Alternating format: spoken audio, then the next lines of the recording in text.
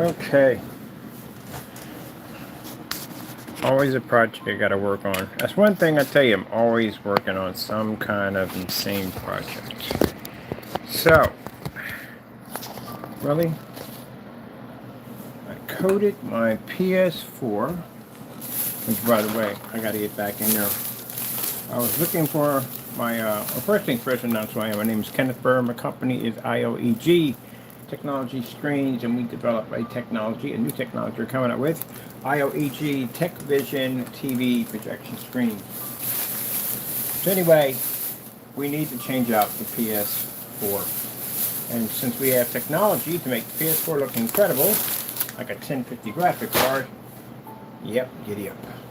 So anyway, I gotta pop this thing open. I can't find my Torque 8 screwdriver, so I had to order another one to get the chassis off of this unit so I can get inside and clean. And on top of that, since I got my rotary tools here, I gotta cut my case because my case needs a peekaboo window and it needs LED lights inside.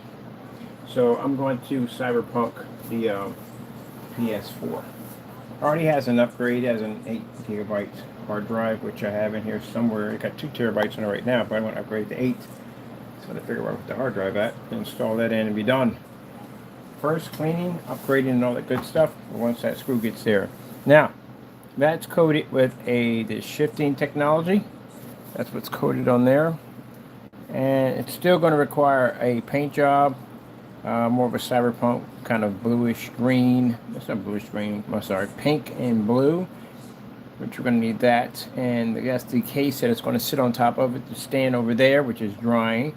Got stuff on top of that so we can dry that. That's going to have 3 120 millimeter fans, touchscreen fan controller, and all that other good stuff to keep it nice and cool.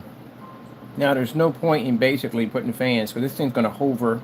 So it's going to look like it's floating over top of it. We're going to put some visible pegs to hold it up, but there's just no point if the air can't get to the system. So that's why we got to take the whole thing apart. And the case underneath of it, we're going to cut it open and expose it so that air can shoot right through it. And then it gives me easy access to clean the thing because, man, right now I got to go back inside of it and it's just pulled the hard drive out of it. And I was like, geez, a lot of dirt in there has to be cleaned. And as for the warranty, who freaking cares? And it's like 11 years old. I get that all the time from somebody. But what if you want to take it back and get repair? They got repair. It doesn't make any sense. That's when people say, I gotta take my PC and get repair. I'm like, we're doing what? Why? Can't you just repair it yourself? And basically, this is parts and stuff. You're just replacing your parts. You do that yourself. Somebody do it and pull out a motherboard and put a whole new motherboard back in and charge you like something like $200-300 just to do that. Like,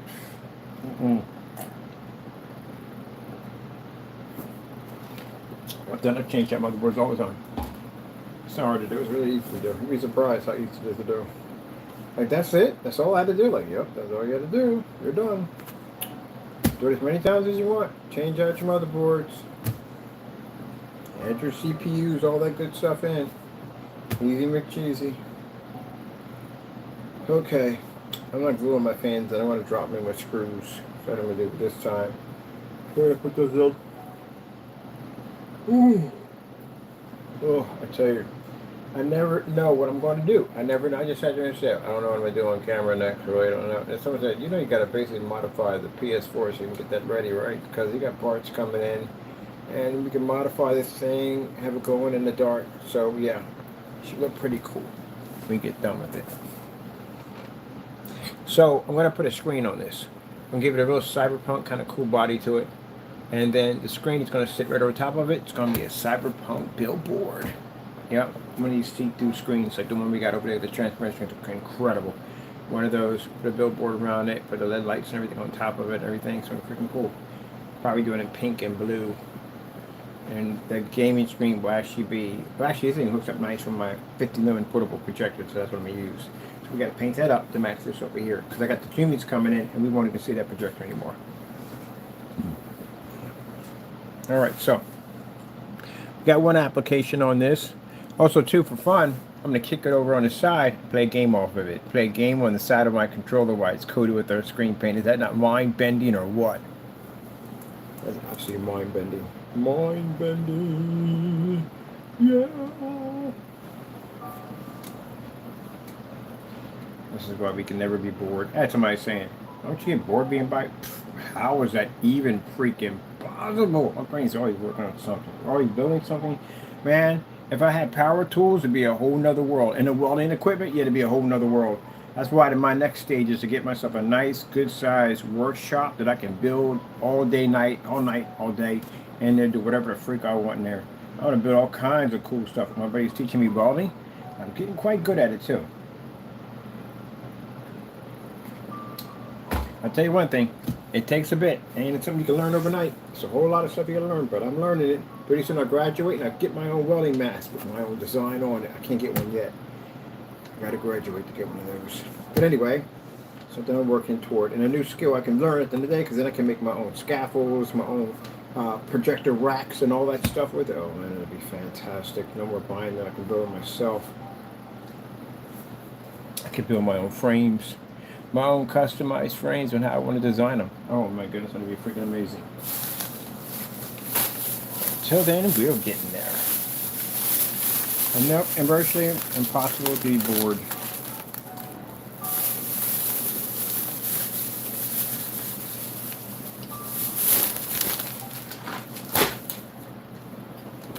Alright. That dried pretty quick. Oopsie. What is going on with this, man? Just a minute. Man. Really? Get in there. That's why I'm getting rid of this stand. This thing fights me so much. Joe, it makes a fantastic tripod for this projector. It fits perfectly. Somebody get me another one. I'm gonna put that one right there. Alright. So, we have to wait for the torque 8 to get here. I'm going to pop this sucker open, get inside, and color it up. I'm definitely going to color it up.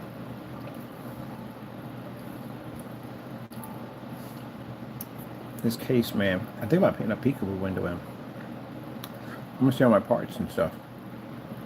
Chances are it's probably got some big metal plate there in the way. So if it's got a metal plate in there, that means we got to hook it up. We got to put a whole cyberpunk design. I'm gonna take it to my friend's house. He's a graffiti artist. I'm gonna have do an artwork to the plate in cyberpunk. I'm gonna put the peekaboo window in there. So yeah, I'm gonna cut that top. And I got the tools over there to get it done. Let me use them for a minute. I wonder. Mother George. Mother George.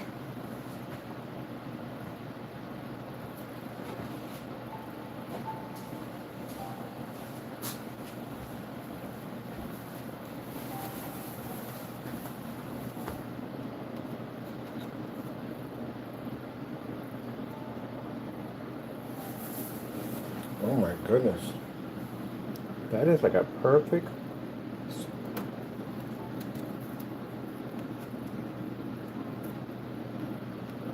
Oh. I can cut a peekaboo window about that size. It will fit perfectly. Right on this. Cut it open, but I want it clear. I want it actually see through.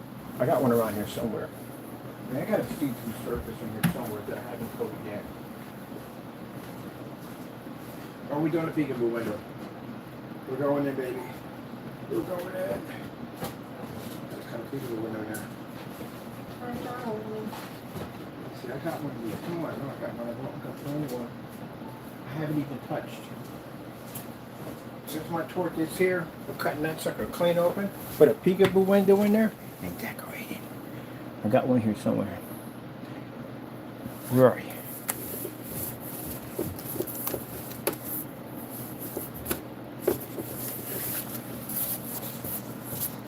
So now we got to change the plans now. I'm still on a peekaboo window. Now, for those people sitting there in the day, why would you upgrade something that's old? Have you seen what the 1050s look like on this invisible screen we have over here? This is the transparent, the luxury ones, or see-through ones. You see what the 1050 looks like on that thing? 720p? Do you have any idea what we could do with this? With that technology? Oh my goodness. It's insane. Absolutely insane.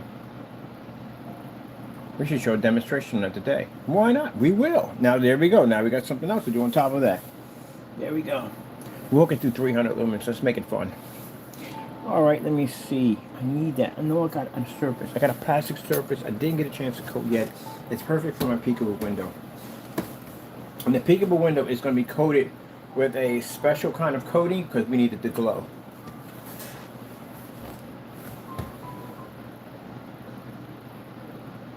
Yeah, we should do that too.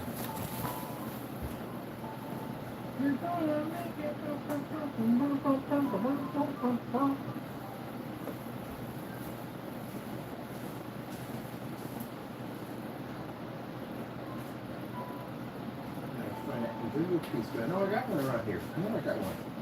I got a brand new one. I didn't even use yet.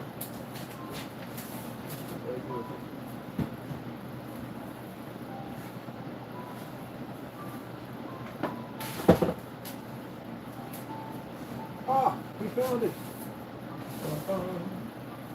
There we go. This is a crystal clear piece. We haven't even used yet.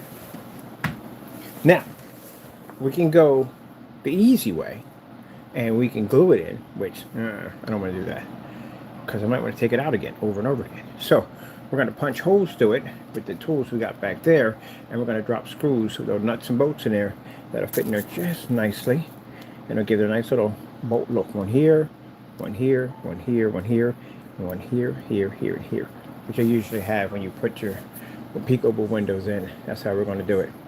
And then I can see through all the components inside. We're going to go, all the components inside are going to glow in the dark. Everything. We're going to coat everything in there so it all glows in the dark. None of the circuit boards will mess it up. But the areas we can actually coat so it all glows in the dark. Everything's going to be pretty sick.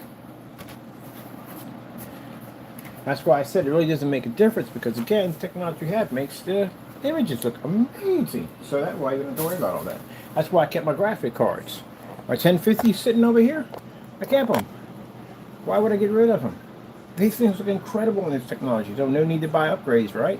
Keep those in there. And I got to update those drivers, because I still haven't got around to doing that yet. But I kept them, repainted them, and I'm using them. Now, if I want to upgrade, I can get an RX 480 or RX 580. That's more than enough power. We don't need more than that. We're good. The reason why we have to get a 3050 because the graphic card required. That's correct. The VR's required. Other than that, that's all we need. Those are cheap graphic cards. Now, our fan system, what we're going to use for our box. The box is going to have 3 fans in it. This is the docking station for this unit right here. And yes, we have to cut the bottom out of it too and expose it so that way we can basically get air to push right through it.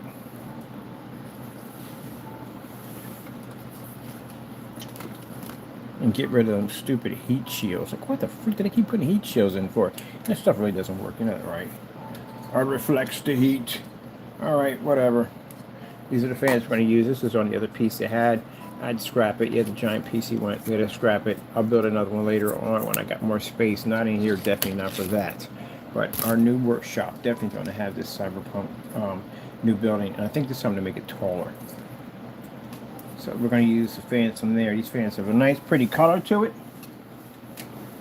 And we're going to finish doing the inside in a real high fluorescent pink, half in blue. Let me light these suckers up to show you how one of these look. Can you separate from that, please? Thank you. Is this thing even hooked up? I'll find out if I get with the fan. I don't think we're plugged in on this one. Nope, plug it in.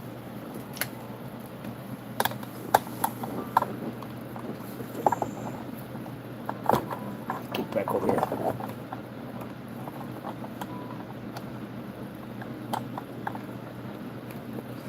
Right, there we go. So I like these. These would be fantastic for our whole design. Now, how are we going to run these in there? Because again, we're going to go into the power supply. Now we're not even going to touch the power supply. We get what you call a Molex adapter. which allows you to run PC parts outside your PC. So that box system is what's going to have those fans inside of it. This is the control unit. It's going to have one of these with a little plate that it slides and locks into, plugs into here, and then from there we basically can run whatever we want. And we're going to run a fan speed controller, which will allow me to hook up multiple fans too, and also control them with touch control, like I did the Xbox 360 modification. And our LED lights will run off it too. Nice, pretty color, right? Look into this fan. You're getting sleepier, sleepier, sleep. Okay, I'm sorry, messing with you. All right, let me see. So my son was like, oh my god, hypnotized. The techno frog. Okay, let's finish this right here. So we're just using this. That's all we're using. And we're just using nice strokes across here to get that nice look to it. Let's get some lights on here too. Let's lighten it up in here.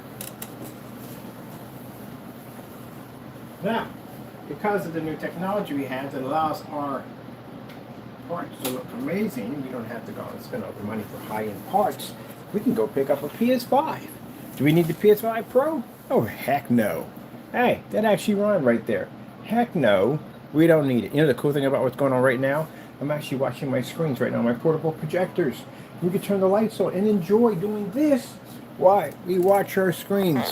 I'm watching some relaxing butterflies over there, and I'm watching the outer space there. That's the other technology we have right here that allows you to be able to operate in a fully lit environment while you work on your projects. Not be stuck in the dark trying to figure out where the freak is that coffee table. Because you don't want to bang your knees on the coffee table. No one wants to bang their knees on the coffee table.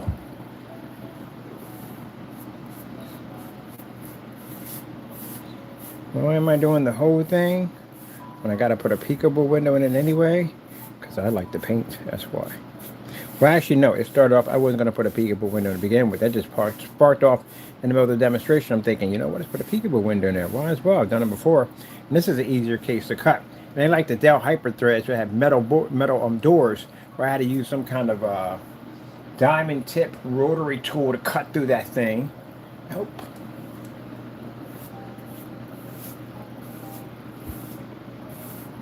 So the inside is going to be doing some beautiful glow in the darks. And we have two sets of LED lights on here. One's going to be chasers and the other one's going to be black lights. So the black lights will allow everything to trigger off and the glow. It's going to look absolutely amazing. I'm going to put a nice billboard up here, like so square billboard. Where's it going to be at the billboard? The billboard, I want the billboard to be over top the PlayStation unit. Action! We're going to put a clear peg docking station. On each side of that will be a scaffold that will come up, and the PlayStation will fit there, and it'll have a screen right there for me to game off. We're going to turn that screen into a billboard, cyberpunk billboard. They can get some fake little pigeons or something like that. Some pigeons out there. And I do want some white lighting over top the billboard, like the lights are coming down on top of it. That I do want. All we got to do is just build the structure. We got everything we need right here. I got my tools over there. I could easily cut into this case once we get our torque 8 in here, or torque 9, whatever. So we can remove the case and we can get to work on this. But that's all we're waiting for right now. It's just those tools or anything in the way. Other than that, I'd be cutting right through this sucker. Well, I got permission on Sunday is the best time to cut because there's no one here. So I can come here and just cut it open. It's a small little job. And just basically go in and do what has to be done. Go, the other side, same thing.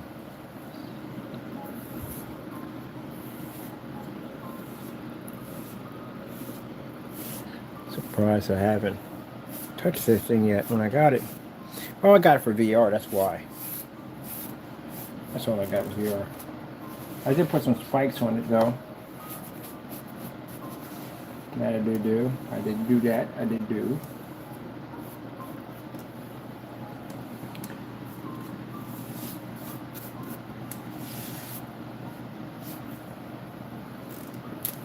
So I'm going to do it in 2 colors. We're going to have a nice pink, high fluorescent glow in the dark pink underneath of it. like a sandwich cookie. And then the top is going to have a kind of a bluish streak here with a little pink in here. It's going to be a little freaking sick design, but it's going to be all around that peekaboo window. In the peekaboo window, we're going to make an invisible pink and an invisible sky blue that'll glow and also to transfer through the inside of that, where you'll get a chance to see all the parts glow. And beautiful parts and beautiful colors. We're going to make it look really cyberpunkish. That's what we're going to do.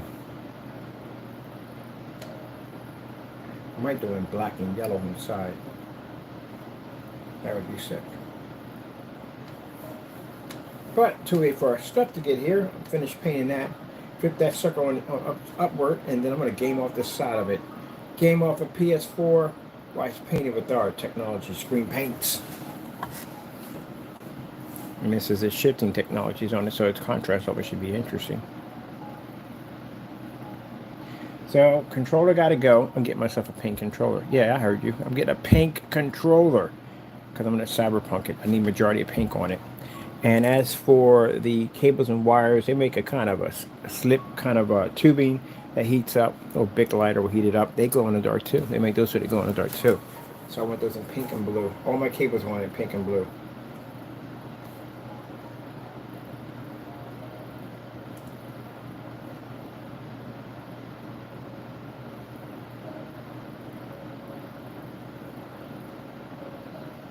When I first put pink in my kitchen, I love pink in my kitchen.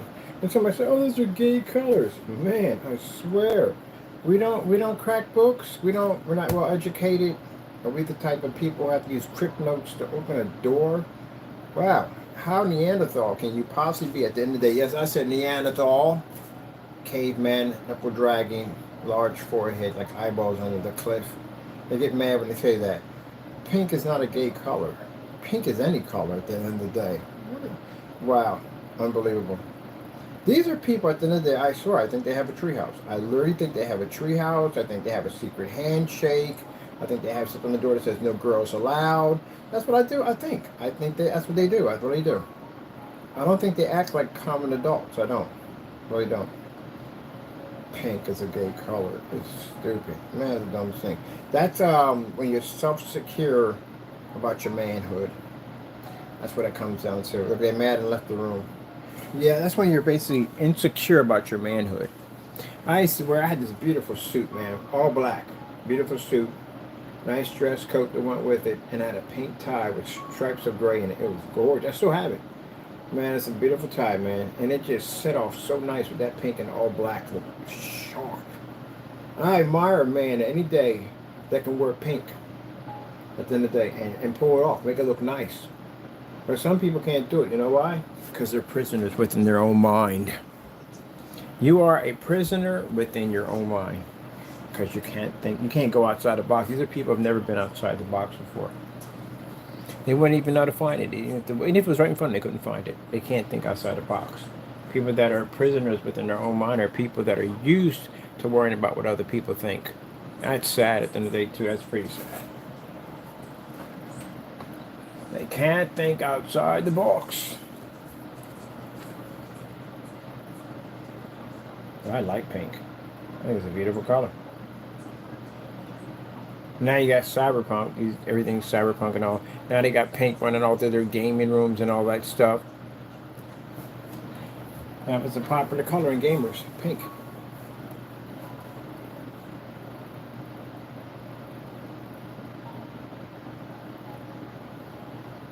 But other people are not bothered by pink at the end of the day. Those are people that basically, they live outside the box. They're free. You see somebody out there dressing with, I don't know, got their hair spiked and whatever. These people are free. They don't care what other people think. They live in their own world. I don't care about that. People who laugh at them, you're trapped. You're trapped because you can never do that. When I had a friend of mine said I would never do that, I said, of course you can't. You're trapped. You're a prisoner within your own mind. You're truly not free. Gave him something to think about for a bit. So technically, some people can feel that they're free, but technically you're not free. You're locked in. You're in the worst place you could possibly be at. You're within your own mind. You're locked in. You can't escape it. You're just there.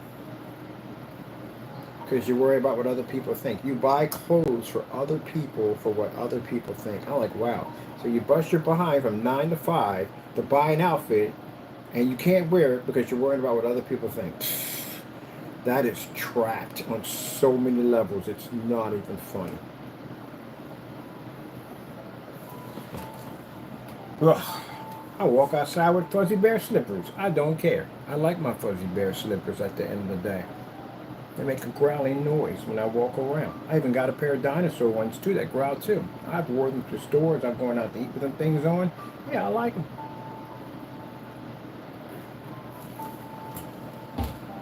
Life is too short to worry about that nonsense at the end of the day.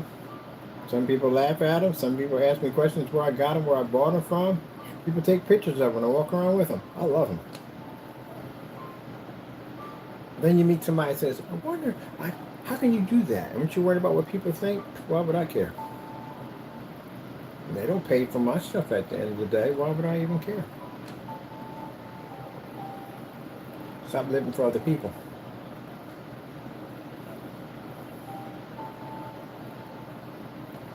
On that term, don't live for other people. Live for your kids, of course, but don't live for other people. Don't worry about what other people think.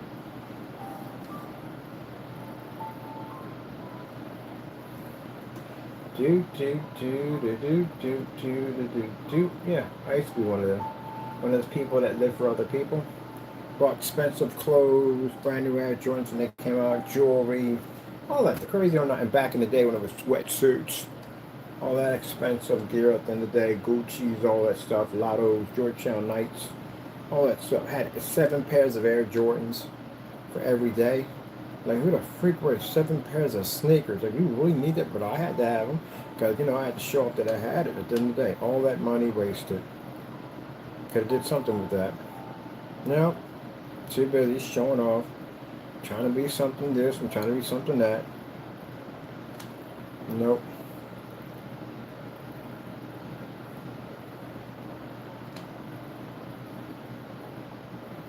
And as you get older, and you realize 4 pairs of pants, a couple of dozen t-shirts. I wear white t-shirts all the time. I jack them up every time you turn around. I jack one up. Probably gonna jack this one up today too. Oh, I already jacked it up. But anyway, yeah. White t-shirts. I just realized, white t-shirts, cargos, and hikers. That's one of them into hoodies. That's it. If I got some paint on clothes, don't care.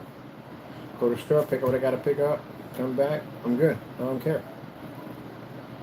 Back then, I get one little spot. Oh my goodness, I had to change my entire wardrobe. Had to change out sneakers to match the gear and all that. No, you don't do that anymore. I don't care. As you get older, you start buying stuff for comfort. You don't care about that. That's what I can understand when I had this white kid at the end of the day, had these pair of Nikes. Man, those Nikes were run down. Let's just buy another pair. They're comfortable. They're really comfortable. We figured it out. And yes, when it comes down to being comfortable. Who cares? Now I'm sitting there waiting for my machine to dry. I got to flip it over and dry. Not to paint the other side. The other side has been cut out. Got to cut up. I still see some areas that are still wet. Why, Mr. Bird tells you the story. Wait. We still got to cut through that case over there. We'll be done with this. It's already got to be glued already. Yeah, that's my giant cup for my Fallout giant cup. PC parts. If you ain't got parts, I don't know what you're doing with your life. If you ain't got PC parts laying around, I don't know what you're doing with your life. This is a fantastic power supply. This one's over there we modified. Oh, there's our box system right there. This is where my unit's going to sit on top of. Oh, this is going to look extra crispy. Where the freak is my whatchamacallit? I need my knife to cut this baby.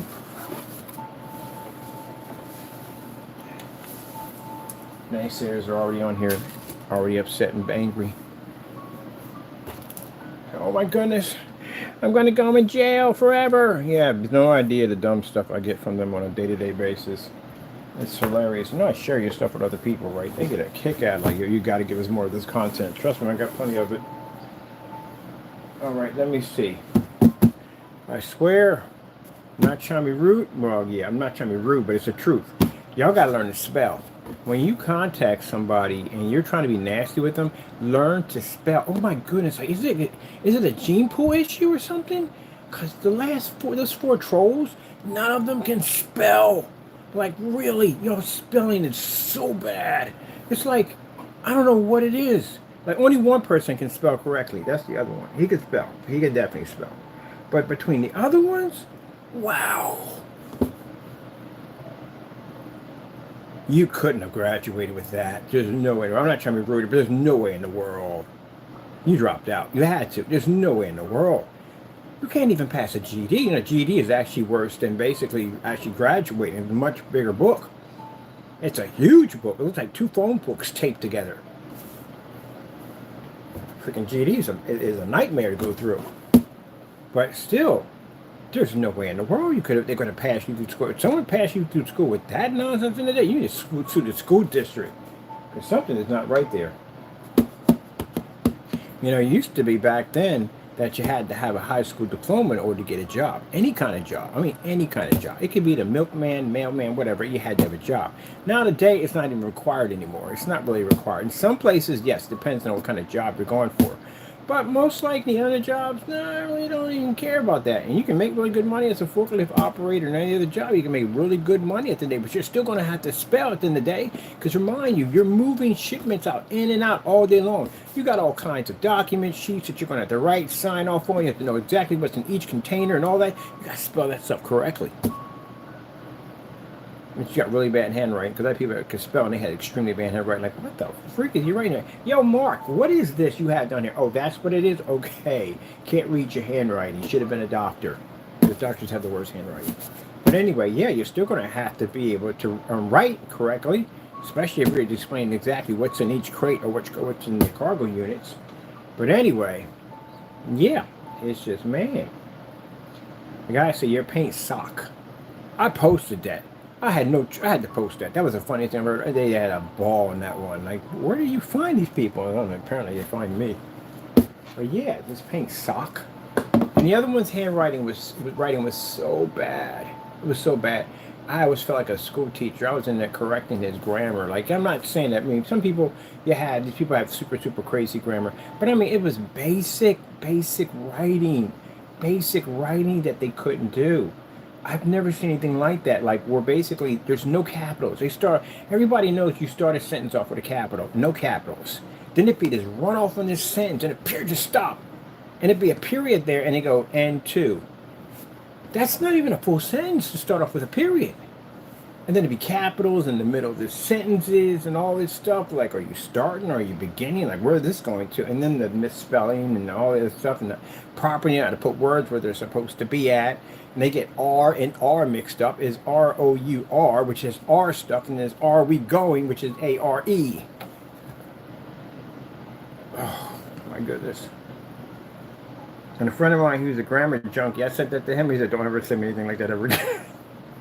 Because it ticks him off. It makes him say, yo, check this out. I'm just warning you, it's really bad. He said, how bad is it? He said, oh my God, don't send me anything like that ever again. Yeah. So that's why I kind of was concerned, like, okay, because you're not insulting me at the end of the day. It's kind of hard to insult someone and try to belittle someone when you can't spell.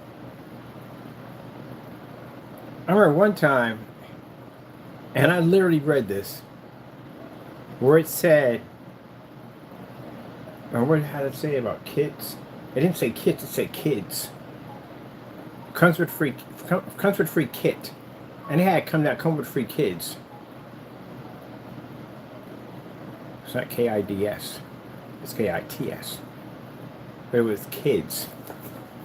That's why I was showing people how to take if you don't have the spelling checker, which you should have, because everything comes with spelling checkers in them. But everybody makes mistakes, but not on that level. There's mistakes that you'll make when you're writing something, you know, but not on that level. It's like when kids are first learning how to write for the first time.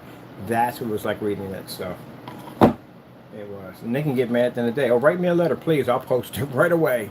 I will post it. Send one through one of my emails or whatever. I will definitely post it so people can read through that and see what I'm talking about. Send one, please. But now I notice you're getting other people to write it for them. That's what they do. They get other people to write it because we can tell by your handwriting. We know your handwriting. I know how you cross your T's, dot your I's. You can tell that. So we know you got other people writing it for you because you don't have the confidence to write it yourself because you can't really actually. But you can hear it in your voice when you talk. When you talk, if you can't basically word things correctly, you actually will speak things incorrectly also. It's a trade. It goes back and forth. So when you say we be going there or I be doing this or we, yeah, right there. We've going there. All right, let me cut these in real quick. But yeah, that's what I find interesting. The insults that people can't spell correctly. Oh, that reminds me, I gotta go through my site with a spell checker. Oh my goodness, that's gonna be a whole day of freaking work going through spell checkers through the whole site. Because you can even trust Google sometimes. Google will jack you up. That's another reason thing too. You'll have to know, even though you don't know how to spell it, you know how it's spelled. It's kind of strange. Like you don't know the correct spelling of it, how to spell it, but you know if you saw it, you know correctly how it's spelled. But some people, basically, even if they saw it, they still don't know directly how it's spelled. So if Google incorrectly spells it, they can't correct Google because they don't even know themselves. That's why I be sitting there Googling something, I write something out, and I go, oh, nope, they changed this, and that's not supposed to be there, and we don't do caps in the middle, beginning sentences, and no, I didn't ask for Saul, you know what I mean, like Saul. I can understand the English dictionary. No. Not if you're from here, there's a different story. See, that's the part that gets me to on top of that. When you have people that are ignorant and they'll sit there and go from another person whose language barrier might not be there, and the language barrier may be there, and they don't speak things correctly, and you tell them to go back to their own country, which is funny because if you go to their country, you got the language barrier now. You be the one that wouldn't speak correctly in their language. That's why I say that's kind of ignorant. And you got people here who have been here in the United States, they can't even read and write correctly. So, yeah, whatever. You know. But I love when people say that dumb thing, go back to your country. Well, guess what? If you go to their country, you're illiterate over there because you don't know jack. You don't even know what they're saying or what they're doing or whatever. So, technically, you'd be out of place over there. But I think people over here speak broken English. I think it's really nice. I like the broken English. They get subconscious. I have people that do lift with from time to time, and they always think my English is not that good. Your English is perfectly fine. I can understand you crystal clear. You just got jerks at the end of the day that say that dumb nonsense. But the broken English, man, is beautiful. It is beautiful. Exotic, beautiful. But anyone ever tells you at the end of the day your English is not good, your English is good. Those are jerks at the end of the day. Now we got all types of screws here. We've got, oh shoot, these are open, shoot. We got long screws. What are these for? Who puts long screws in their case? So if you want to double up your fans, that's why you have long screws in there. You might want to put two fans in there on top of each other fans. Why? Because you put two fans of two different colors, it gives off a special effect, a look to it. It's really cool looking. It's like when both fans are spinning at the same time, it's like they're standing still, but they're actually moving. Cooling 101. Oh, you can spend an entire lifetime on cooling. There is so much stuff to cool in. It's not even funny how much there is to cool in. So basically, yeah, got on this forum site, and of course they ask you some computer stuff at the end of the day. You got to know what it is because they don't want people on their fakes and phonies and whatever. So popped on there, showed off my cardboard bills over there, and they get to asking about the parts. And the guy was like, "What are those graphic cards? Those are 1050s." Guy, how are you gaming on 1050s? And then I show them the demonstration with the technology here, and they're like, "Oh my god!" Yeah, that screen. That's showing the demonstration that was on a 1050 that produced that. They were freaking blown out of their stuff. Like, wait a minute. So let me get this straight. That screen enhances the graphic cards so they look better, yeah, and your projector and all that stuff, yeah. When? Always get that when. When you got to bring it out. We got so many gaming screens coming out. It's mind blowing, the game screens we have. It's mind blowing. All right, let me see. All right, that part's done. Where the frick is your circle disc at? You're supposed to have a circle disc up here. Where is the circle disc? This disc is perfect for cutting out fans. You should have this done now. I'm sitting there chitter-chattering at the end of the day. That's right. I had cookies, all right? I'm always hyperactive when I have cookies. I had 3 cookies, and now I'm hyped as I don't know what because I've had cookies. All right, let me see. We need to cut this in, get this done. Oh, here it is right here. Now, believe it or not, that United States Postal Box is around 12 inches by 12 inches. The box actually can fit an ATX motherboard, not a micro ATX, but a regular ATX motherboard. It can fit, the biggest board it can fit is an ATX, which is actually 12 inches by 12 inches, just a little bit off, but just enough to fit that box perfectly. Now, if you're going to be putting in an RX 76 in there, or 76 in there, I just said the first time, didn't I? That's around, I'd say it's around roughly, I think, about 9 inches. 9 or 10 inches, which will fit in there quite nicely if you're doing it that way. If you want to cut your fans in, some people don't figure out exactly how big the holes to put into a case to get the fans to fit in there just nicely. This right here, which is the top you see on a 32-ounce container when you go get drink at the store, and you buy it, it comes in these containers. This is exactly the same size as a 120-inch millimeter fan. Now, if you do it this side, you're basically going to have a little bit, it's going to be a little snug. But on this side, if you have LED lights on the top, it'll allow you to be exposed to LED lights on the top of it crystal clear, like your ring lights, which I have on all of these. See right here? See the ring lights over there? See right over there? Let me give you a look at it. Yeah! Right there. You'll be able to expose all that. If you make it too snug, you won't be able to see that because it'll cover that up. So the side you want to use is this side. Now, here's a fan at 120 millimeter right there. And if you take that and fit that right over top, you'll notice it fits nice right in there. But if you turn it over, guess what? It also fits nice in there. Nice and snug with no problem. Now, another thing too is, where did I put that at? Mother George, we just put it up here. What did we do with it? I think I put it away. Anyway, a roll of tape. Here it is over there. Ugh. A roll of tape is exactly the same size as an 80 millimeter fan. So when it comes to cutting holes out in your cases or however you're doing customization, this is 80 millimeter, that's 120 millimeter. So you're trying to figure out like what size tool that I need to cut this in with. You can actually trace it in with that and you're done. I've done dozens of those. All right, I think this side is dry. And I do want to go back over one more time because it's just how I do things.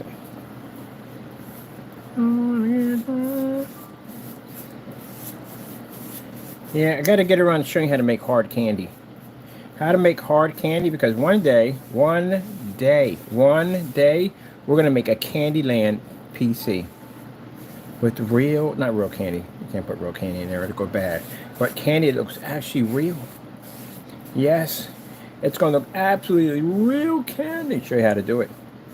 How to make your own candy props. Do not have that around kids, please.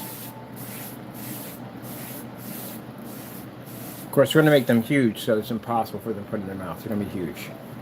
We're going to make giant jaw breakers and all that stuff. Show you how to make them out of ping pong balls.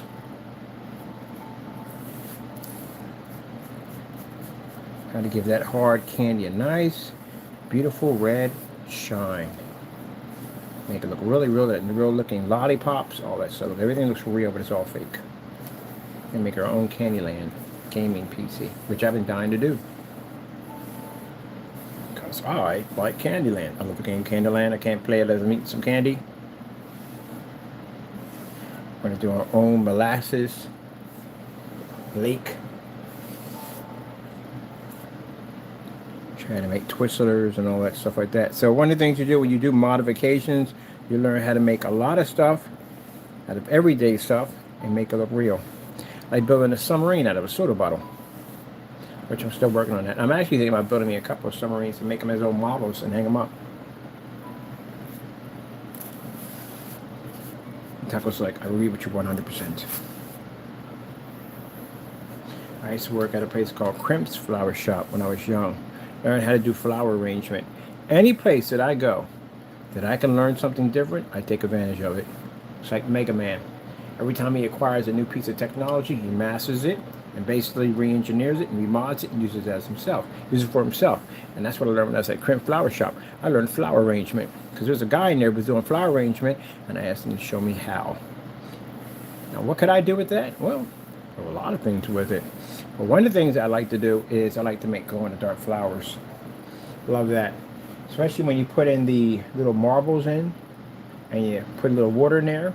But we don't do water in there. We use something else that allows that to be to glow in the dark. So when you make some cyberpunk flowers that glow in the dark, and that trigger with the powder we're going to be using to activate it, it takes a very little bit of light to get them to trigger off. It's going to be absolutely gorgeous. Now for guys that are talking about flower arrangements are gay, you're an idiot. That's for those people. You're an idiot. Flowers is a man thing too. Insecure about your manhood or you're not. You should know how to decorate. You should know how to sew. You definitely should know how to sew your own clothes. That's pretty bad. I've never had a woman sew my clothes ever. I sew my own stuff at the end of the day. I learned to make clothes. Anything I learn, anything I watch somebody else do and I wanted to learn it, I go learn it. It's free knowledge. Knowledge is power. So I go learn it. You know, I watch people do some of the dumbest things in life. There was a guy, I think I told this story before, but who cares? I'll just repeat it again. But anyway, there was a guy who, for some reason, I don't know why, the guy was lazy. He was lazy. He didn't like to work. He didn't want to do anything. All he did was complain about his life, about how he never got a chance, and blah, blah this, and blah, blah that. But anyway, for some reason, the guy at the nail salon wanted to help him out. And he wanted to teach him how to do nails. Nails, hair, all that stuff. You know why he didn't do it? He thought it was gay. That's why he didn't want to do it. You know how stupid he is? Extremely stupid. First things first, you meet a lot of women, and a lot of women in that business. Now, I wouldn't mess with married ones. That's bad. You don't mess with married women. You don't mess with women that are in relationships. You don't mess with women that were, for me personally, I don't mess with women that are divorced. Once you're divorced, I don't touch with a 10-foot pole. You're still married under God's size. That's what I believe. But anyway, but you meet single women. Single women going to get their nails done and everything. You meet a lot of single women in there. So you do nails. You know how much money a nail technician makes? A lot of money. On top of that, they got a little side hustle too. They got a little place where they basically do nails on the side with people in the neighborhood. Like, yo, you get 10 of clients, you get 5 clients, you're making good money. But he didn't want to do it because he thought it was gay. He thought it was, men don't do that. And you're looking at a man that's trying to teach him how to do this. This man has 5 stores. When he leaves and gets in his car, he drives a Mercedes. And you didn't pick up on none of that? That this guy's going to teach you a profession that you would have to go to school and pay money to learn, and he's teaching this profession? There we go. Even if you were to go get your certification to show that basically you know, are certified to work in certain places, you would pass it extremely easy because this guy was top level. He was top level and doing all that with the diamonds, and they put the little designs and all that. He did all that stuff, everything. He was top level. So you're going to learn from somebody who's top level. Nope. He didn't take advantage of it. And the guy eventually, he'd been there for a while. He made serious money. He was sending money back home. You know, of course, they helped they sending money back home. You know what he did? When it got to a certain time, he packed up and left. Gave it to somebody else. Let them run it. Let them make their money. And he went back home. That's what he did. Now, the rest of them are not going to teach him. Like, oh, heck no. You better go to school for this, so-and-so and so, this, that, and the other. You met the owner. The owner was willing to teach you this. Yep. Now, people say, why didn't you do it? Because I had a screen paint company, that's why. And I was making good money in my screen paint company. I couldn't do both. Never spread yourself too thin. Concentrate on one thing, and that was it. But he had an opportunity, and for some reason, he just liked him. For some reason, he wanted to help him out. But no, he didn't take advantage of it at all. No, he did not. Or some dumb statement, worrying about what other people think. Prisoners within their own mind. They do more damage to themselves. And yeah, he could have had a good job, making very good money, and didn't even go with it. I've seen some people take advantage of their opportunity and go do it, and I've seen some people not do it. A friend of mine, she worked over at Family Dollar. She did hair. She learned from somebody in the church that taught her how to do hair at a young age. And then, I guess the woman felt in the end of the day, like, look, I could do your hair for you, or I can just teach you how to do it. And she did. She taught her how to do her hair. Next time she's doing little girlfriend's hairs and stuff like that, and make a little money here and then make a little money there. And 16 years old, she got to make a little business. She make a little money. You know, people bring her in to do their hair. Because again, a lot of places cost money. Guys need to want their hair braided now and all that stuff. She's making good money. And she got a job working at Family Dollar, and she worked there and saved up her money. And when she got older, right around 18, 19, she was 18 working there. She turned 19, she saved enough money, and they got a little storefront. And she got on Instagram, and her business took off. Now she got job security. Took advantage of an opportunity. Yep. Opportunity stares you right in the face. It does all the time. It stares you in the face all the time. It's there. It just stares you in the face. Whether some people get that thought, like, you know, maybe I should do it, but then they don't. They put it off, and they put it off, and put it off, and then the regret kicks in. Nope, that opportunity pops up, and you get a chance to get it, boy, you better hold on to it with both hands and ride it for the rest, or for as long as you can ride it for it. Yeah, do what you got to do. Lord sat there and told me I was in Home Depot, and sat there and said, and gave me the recipe on how to do it. I could have said, you know what, I ain't going to do this. It's just wasting my time. I'm just going to, it's just me, my subconscious in there just telling me something at the end of the day. I'm listening to the other side. I'm just going to sell my projector and blah, blah, blah. And yeah, got to listen to it. And it can be the Lord telling you what your blessings are, too. We talk about this to that day. I mean, bump into my old friend and say, yeah, you remember that time the guy, offer him to teach him for free? Man. All you need is one client. One client go in there, advertisements, word of mouth. One client go in there and get her nails done real nice and go out there. The first thing you say, where you get your nails done at? Well, I got it done from this guy so-and-so. He does nails over there. Really? How much he charge? Like, that. Really? That's it? Mm-hmm. Oh, where are you located at? You got a business card on you ready to go? Yeah. Advertisement, word of mouth. When you got another, she go over and get her nails done. She's showing like, yeah, look what I got my nails done. So and so and so, yeah, which one got her nails done? I got my nails done. And then he got like 5 or 6, 10, 20. Yeah, he got a whole business running already. I'm doing nails.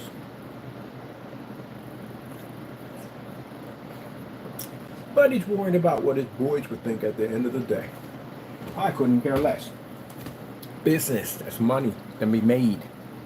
Everybody else in my group said the same thing. That's business, that's money to be made. There's other people on the other end of the jerks. Worrying about what they thought. Well, I guess you're going to pay your rent and your bills, right? That's what's going to happen.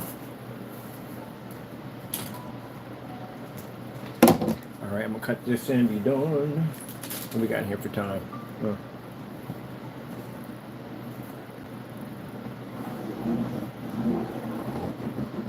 You got an idea? Maybe you make something fantastic. You cook amazing food. You think at the end of the day, you know what, I should get a truck. If the one person tells you not to do it, do it.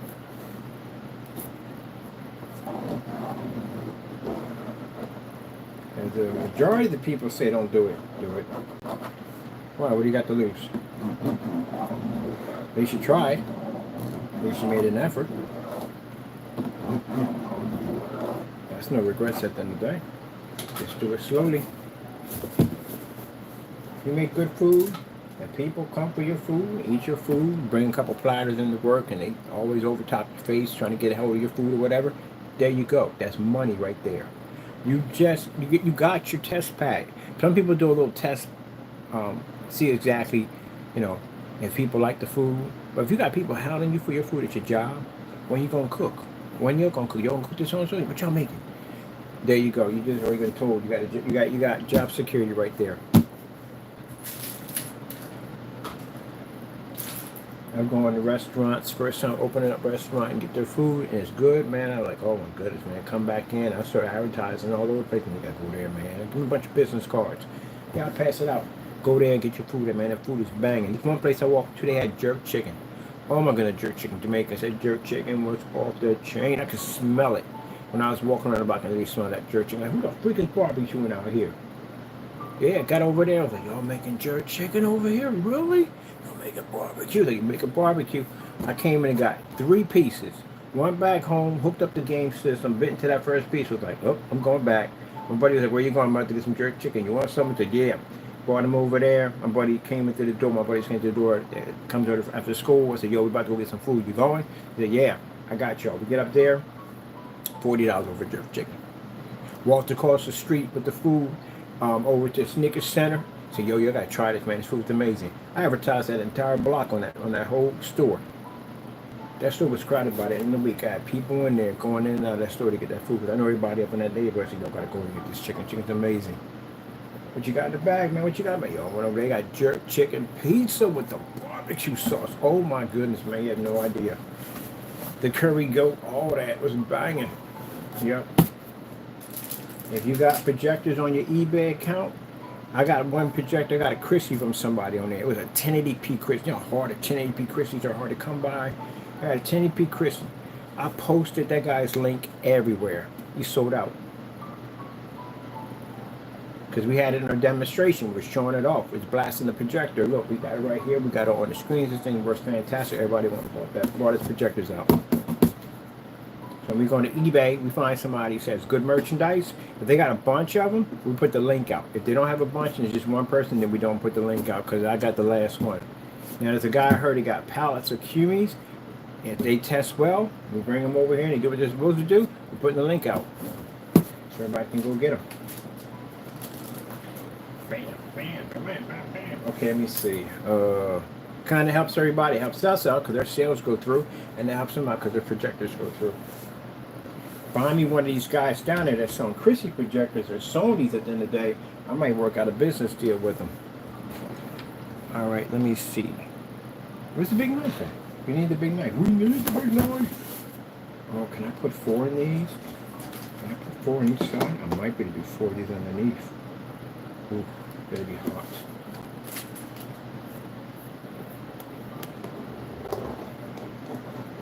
So they want me to do a virtual fish tank in here. Virtual fish tank. Very easy to do. They want it in the lobby. They want people coming, they want to see this virtual fish tank in. So we could do it. We can do it. Definitely could do that. It's very easy to do. Only projector I can see using that was the LG's. The LG projector is actually perfect for that because it's small, it's tiny, it's short, though, right up on the wall. They want some kind of art display. And they want a fish tank. So you can put those white lights in, make it look realistic. Give them access to a fire stick and they can change that at will, which is easy to set those up. We got fire stick running right here, which I figured out how to run them in the building now. All right, we're gonna do 2 fans here. So I'm gonna set it up. We got 4 fans. I'm gonna do 2 fans here in the bottom and 2 fans at the top. Yes, sir. We're gonna hook this sucker up. As soon as I find my knife. I'm looking for my knife. Now what we're doing is we're building a stand for our PS system. Now we're gonna do a PS5. Yeah, I'm gonna get the older one, the standard, because we don't need the other one because we got that high performance paint. So we don't need that. So what I want to do is I want to take the PS5 and I want to put it in a PS1 box. Of course, we're going to have to put all kinds of different things when need, so we can turn the box into for the console. We're going to strip the entire thing out of its case, liquid cooling system, definitely doing the whole light system. Oh, by the way, I saw liquid cooling sleeves mods that they have for the liquid cooling systems that look like liquid. It actually looks like liquid on the outside. Oh my goodness, I'm getting them for that one right over there. The sleeves look like they're made out of liquid. It's sick. I'm definitely getting them. So I'm definitely going to get that for the PS5. And just take the whole thing apart. That's what I'm going to do. Take it out of the case, liquid cool it, the whole 9 yards. Color it up real nice inside. Give it like that old-fashioned PS1 look to it. That's what I'm going to do with it. I'll make my own limited edition and no one will have it. Only me. I'm going to do it. My own limited edition.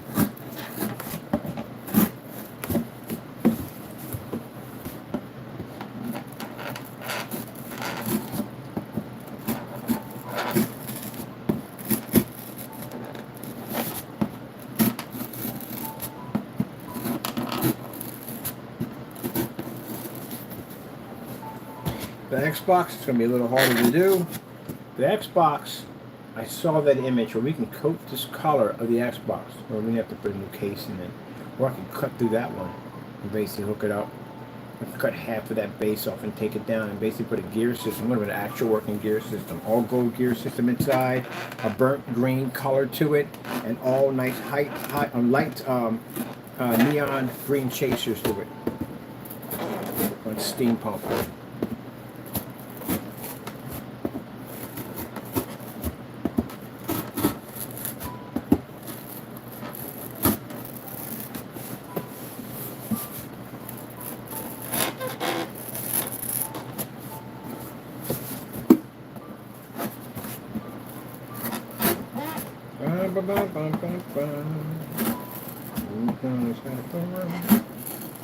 Yeah, ooh. What's wrong? Here's some chickens. Do.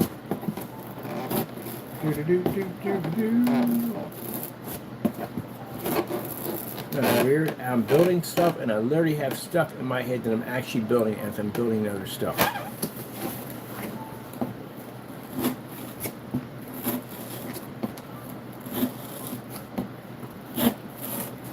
I actually hated school.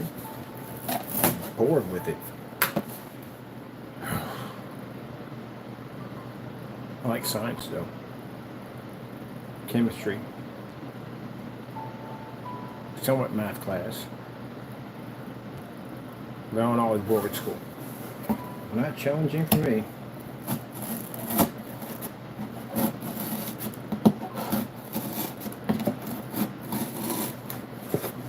Sleep in the back of the class. Some teachers I went to school were jerks at the end of the day. They were jerks. Like Mr. Jolly, which is probably not here, but is right now. He's probably passed away by now.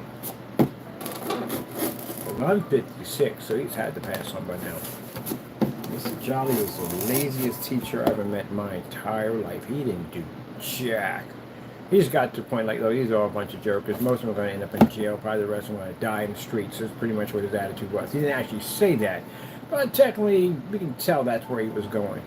So Mr. Jolly, every day, as his first period class, would come in, and he just point to the board. He didn't explain any of it, nothing. Just that's it. And he would sit down, kick his feet up on his desk, and he would have a pack of cookies. I take it that Mr. Jolly was one of those teachers when he first came in who thought he was going to change the system and all that, and then probably got hooked up with a bunch of kids that were complete utter jerks, and he just decided, you know what, I quit. It's not even worth my time. I'm just going to collect my check and just be done with it. Did anyone ever report Mr. Jolly? No. You know why they never reported Mr. Jolly? If you did report Mr. Jolly, you ran the risk of getting your butt kicked in. The reason why is Jolly's class was the perfect class for committing crimes. Yes. So if you were doing any form of drug selling, if you were doing anything at the end of the day, no matter what it is, you can do it in Jolly's class because Jolly didn't care. Jolly didn't look at you, he looked at his newspaper, and that was it. So in the back of the class, a lot of stuff was going on in the back of the class. Now fights, of course, definitely would not break out in Mr. Jolly's class. Then you'd mess it up for the rest of them, and you definitely would get your butt kicked. So if you had a problem with somebody, you take it out in the schoolyard. That's where it goes. It was kind of a respect line with the other kids in Jolly's class. The fact that they can go there and do their business, but technically if you mess up their business, they'll mess you up. So, somebody about to spark off in there, they're like, look, take it outside. We'll take it outside with you and it can go well. So like, you know what, we'll handle it outside. Because you don't do that stuff. And no one reported what went on in Jolly's class, ever. And did they talk to Jolly about what they were doing? No, because Jolly had no idea what was going on. Jolly was oblivious to everything that was going on in that class because he didn't care. He was into his paper, his cookies, and potato chips. And that was it. So he didn't even know stuff that was going on in his class. If the teacher doesn't know, it was a perfect location to do whatever you were doing in class that you should have been doing. If you want to eat in this class, you eat in this class. I was in this class. So what I would do is, because again, didn't understand anything that was going on the board, didn't explain it, so that was a good time for me to have lunch, like second lunch, which I would go across the street, leave out of the school, the side doors were open, go out the side door, there were no NTAs, no guards, no metal detectors, none of that, go right across the street and went to Strawberry Mansion. If Everybody knows where that is. If you come from North Philly, you don't know where Strawberry Mansion is. We're right across the street, and they had a Chinese store right across the street, and I had to order some food. Get some chicken fried rice, and soda, chocolate cupcake, and right back in, go to Mr. Jolly's class, and he said he was reading his paper. Walk in, sit down, get behind the back of the class and eat. Didn't make a difference. I sat in the front of the class and eat. Didn't make a difference. I think, okay, I'm eating back here. The cute girl up front, I want to talk to her. But I said, man, I eat my food first before I can go over there. And then I said, you know what, I'm going to see what happens. I sat up front, nothing. I was like, wow. Yeah. But the jacked thing about it was, you weren't learning anything at all, period, in the class. So, like, yo, I gotta push this weed at the end of the day. I meet you in Jolly's class. That's what we'll do there. We'll do our little business over there. That's when people can't do their business. Some people weren't even in that class and they were in there. Like, ain't you in so-and-so? I said, yeah, I got some business to take care of. I said, okay, whatever. Whatever, none of my business at the end of the day. Yeah. That's exactly how it was. Never forgot that guy. As long as I live. Mr. Jolly. I think he just gave up. Like, I'm done. I ain't getting paid enough for this.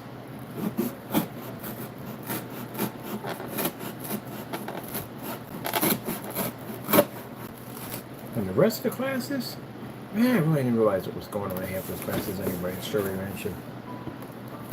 Never felt connected in there. Never ever felt connected.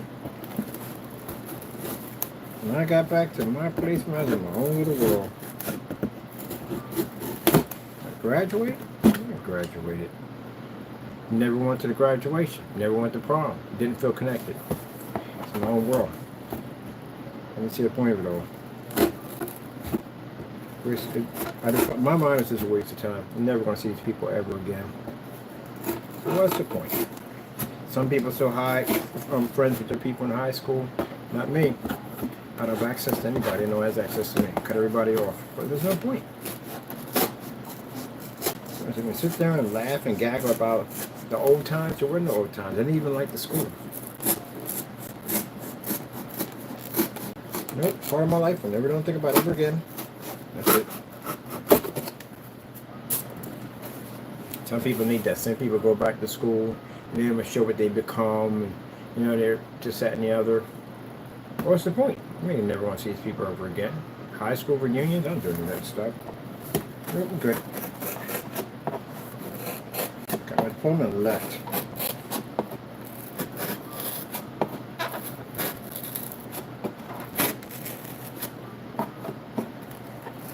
Tons of friends. Got along with everybody. Just sincerely need to come back to a place where I remember something that pretty much will become my past. I don't go backwards. And I got a rule. I don't go backwards. I don't go revisit the past. Everything is forward. Whatever's in the past stays in the past. People hit me up on my Facebook page, I block them. You're in the past. I don't go backwards. There's no point. There's nothing back there for me. Nothing bad, everything happened. There's no point. Let me see the future. Let me see forward.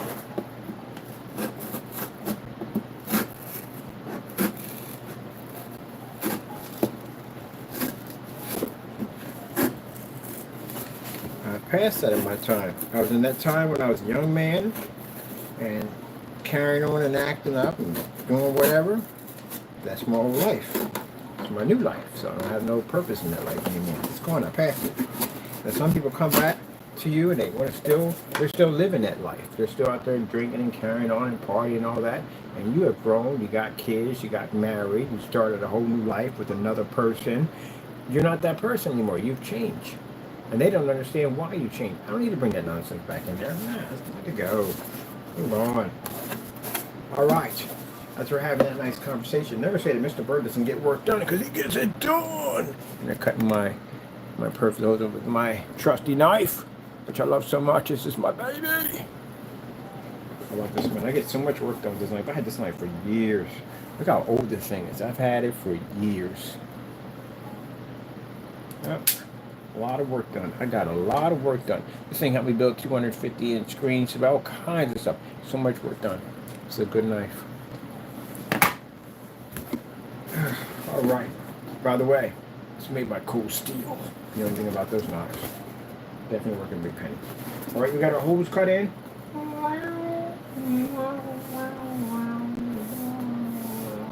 That's not my cat, that's me. Anyway, when you have a cat, every once in a while you feel the need to meow because you're happy. Meow. Meow. Meow, eh? Meow. The weirdos used to contact me and go meow, meow, meow. How would that bother me? That's the part I try to think about at the end of the day. How would that bother me? What's that supposed to do? All I see is a grown man making cat noises at me to try to make me upset. You know, my IQ is a little higher than that to basically find that insulting at the end of the day. This is where I put you in the category of adolescent. I don't, that doesn't bother me. It just tells me at the end of the day that you're stupid. That's what it tells me. I know it's harsh to call somebody stupid at the end of the day, but that's the only way I can go with. That's as far as I can go with you. You're contacting a grown man and you're making cat noises. Didn't something in the back of your head, like basic common sense, kick in and say, hey, this is a dumb thing to do. You're a grown man. You got kids. You shouldn't be doing stuff like that. That didn't click. None of that. None of safety switches. None of them things click up there at all. Then that tells me at the end of the day, none of those safety switches click, which is basic common sense telling you not to say things like this. Then that means at the end of the day that there's something mentally wrong with you because those triggers aren't kicking off. They're supposed to kick off. You know, like if you walk too close to a cliff, something tells you not to walk too close because you could fall over. Do you have those? I don't think they do. I think you just sit there and just watch and just keep on walking. Hey, look at Frank. Oh, shoot, Frank just fell off the cliff. Oh, my goodness. It's scary. These people drive. These people actually drive cars on the highway with you. That's scary. Gee whiz Louise. No, you don't. The thing about it is when you do stuff like that, especially with people that are, like I said, people that are more mature than you are, they look at it in a way as if you are slow. I don't know what your intentions are and what you're trying to do, but yeah, you're slow. And if that upsets you at the end of the day, who do you get to blame? You. Gee whiz Louise, my goodness. Now I know my ABCs. Next time, won't you play with me? Bum bum bum bum bum bum bum. Do do do do do do do. Yeah. That's like a 5-year-old insult to me at the end of the day. Why would I even take that seriously? Like, okay, you're 5. Why would I be bothered by that? I don't know. I don't know. I don't know. Seriously, I really don't know. I don't see it. I think I'll put my fans in because I gotta paint my fans up real nicely, and I need to splatter real nicely around this whole setup, so they had to be put in ahead of time. So we're gonna put screws in for our fans. I'm just telling you that from the door. I know back in your mind you're probably thinking that this is the most ingenious thing you've ever done in your entire life by contacting me and acting like a cat. Man, it must put you on the level of basically being a pure genius at the end of the day. Wow, who would have thought of that? Calling someone and making yourself sound like a cat. Woo, man, the intelligent level on you. No, that's pretty bad.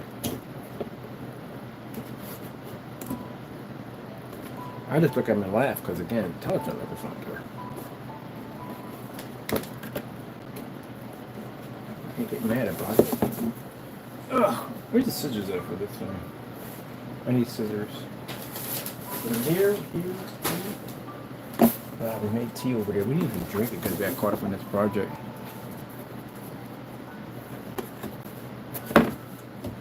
I don't like calling people stupid. I don't. But I have to give credit where credit is due. Can't get mad about that. If you're setting people noises where you sound like a cat. Gee whiz.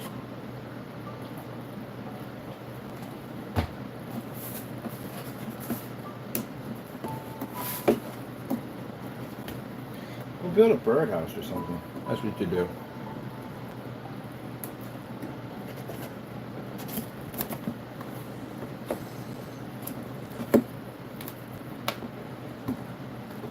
I'm going to build this really cool case. Something more for you to hate on. These are for the haters at the end of the day. I'm building a cool case for you to hate on. I'm still going to build that PC called Haterade. Oh, I'm definitely putting that thing together. I told my buddy about that. He was crying. He said, "Yo, you got to show me this thing when you get done with it." Yeah, it's called Haterade. It's literally made out of a box. It has the casing is made out of a box of tissues, and it has green tissue paper, you know, for the envy. And literally, I'm using the liquid cooling system, but I'm breaking it down. I'm using like a more of advanced liquid cooling system. A reservoir system is going to be made using a Gatorade container bottle that's filled with green fluid, cooling fluid, and it's going to say Haterade on the top, on the side of the container. I'm literally dedicating that to my haters. I'm going to have it on display. I'm calling it the Haterade. But I got to get me a giant Kleenex box. I got to build me a giant Kleenex box. Call it the Haterade.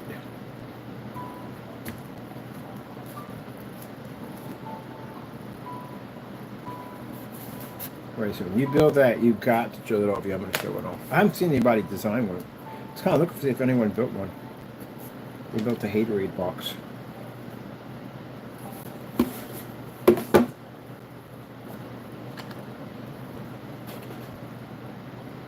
Oh, these are going to fit nicely. All right, let me see. Fans are up for that one. You got to put them up. We definitely have to cut this side door open because there's no way we're getting inside of this thing. So we got to bring this down. Hold on. I'll show you in a few minutes when it dries. There we go.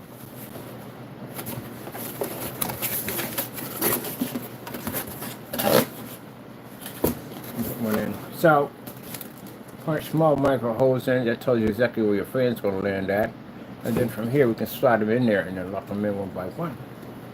That's what we're going to do. And these are the screws we're going to use. Micro itty bitties. Okay. This is going to be a bit of a pain in the butt. Oh, what the frick? Is that a pain in the butt? What's the point? What do we go with? There's no point in it. No point in it.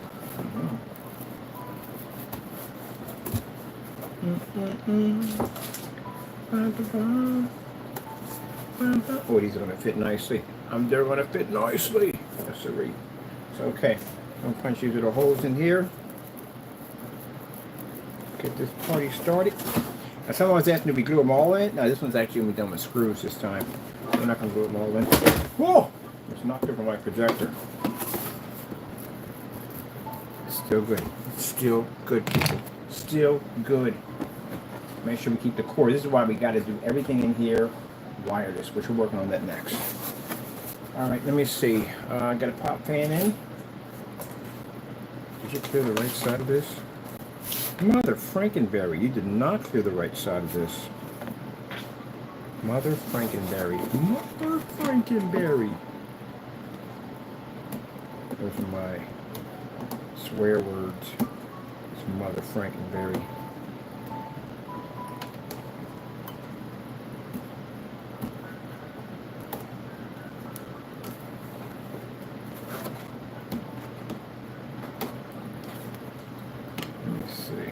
Oh, these are all. So look at that job done, baby.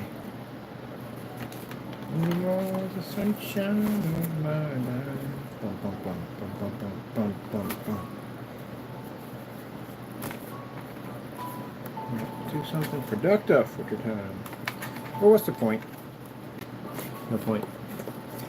Telling them to do that, they won't do it. Hey, it's your time at the end of the day. I know how to do it my time. Should I do it my time at the end of the day? Yeah, there you go. I do productive things. That's what I do with my time.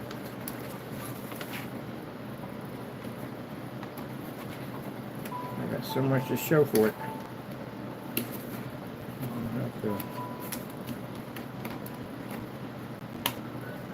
That time for that one makes sense.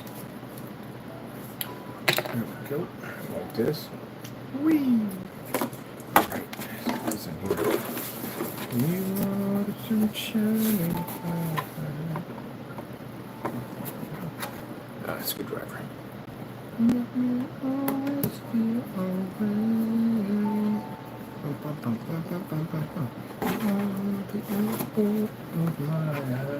Sing it, Steve. Sing it.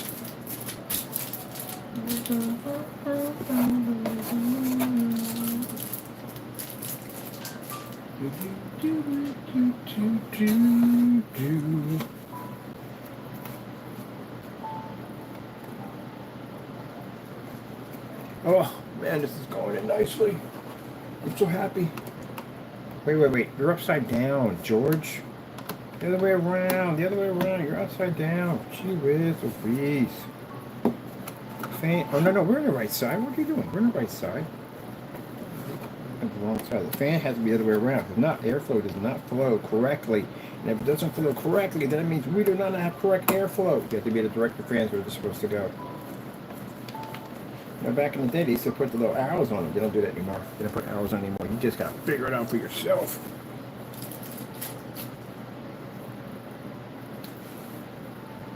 If you take most people and you stick them out in the middle of the field, you got no electricity, you got no gas, you got nothing out there, what will they do? What will you do?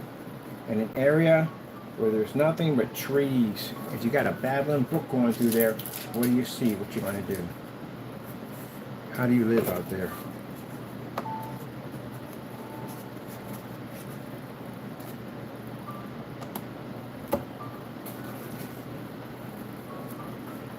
Some people, it's a nightmare. For other people, it's paradise.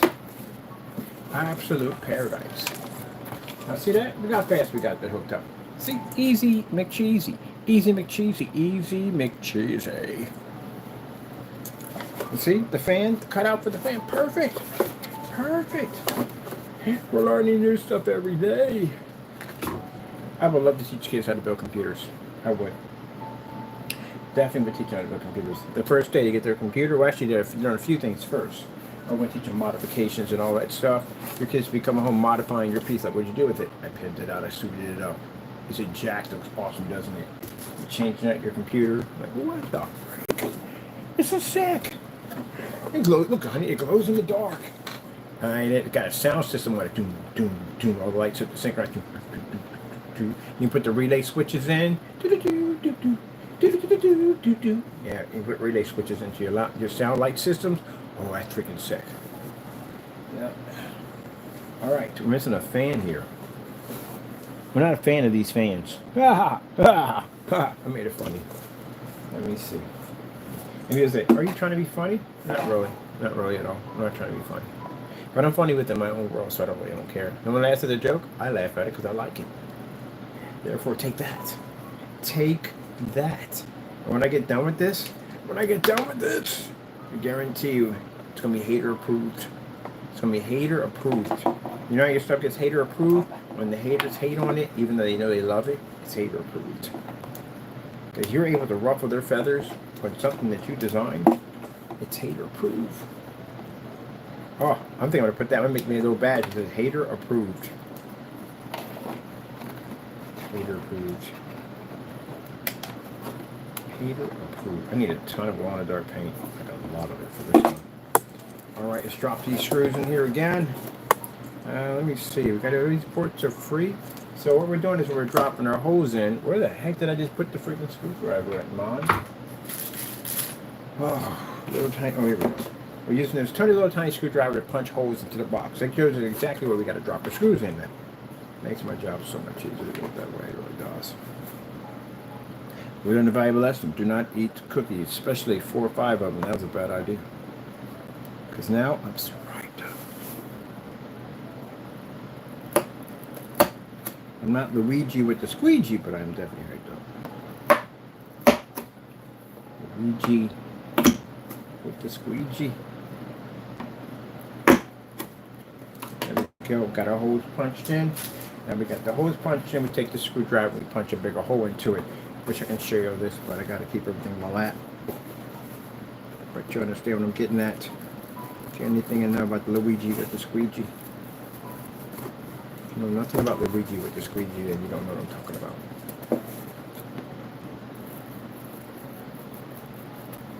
We have to build a Mario. If I build a Mario PC one day, I'm definitely I want Mario, and I want Luigi, and I want the castle, that haunted castle, when it all connected like weirdly together. The pipe system out here going into the castle.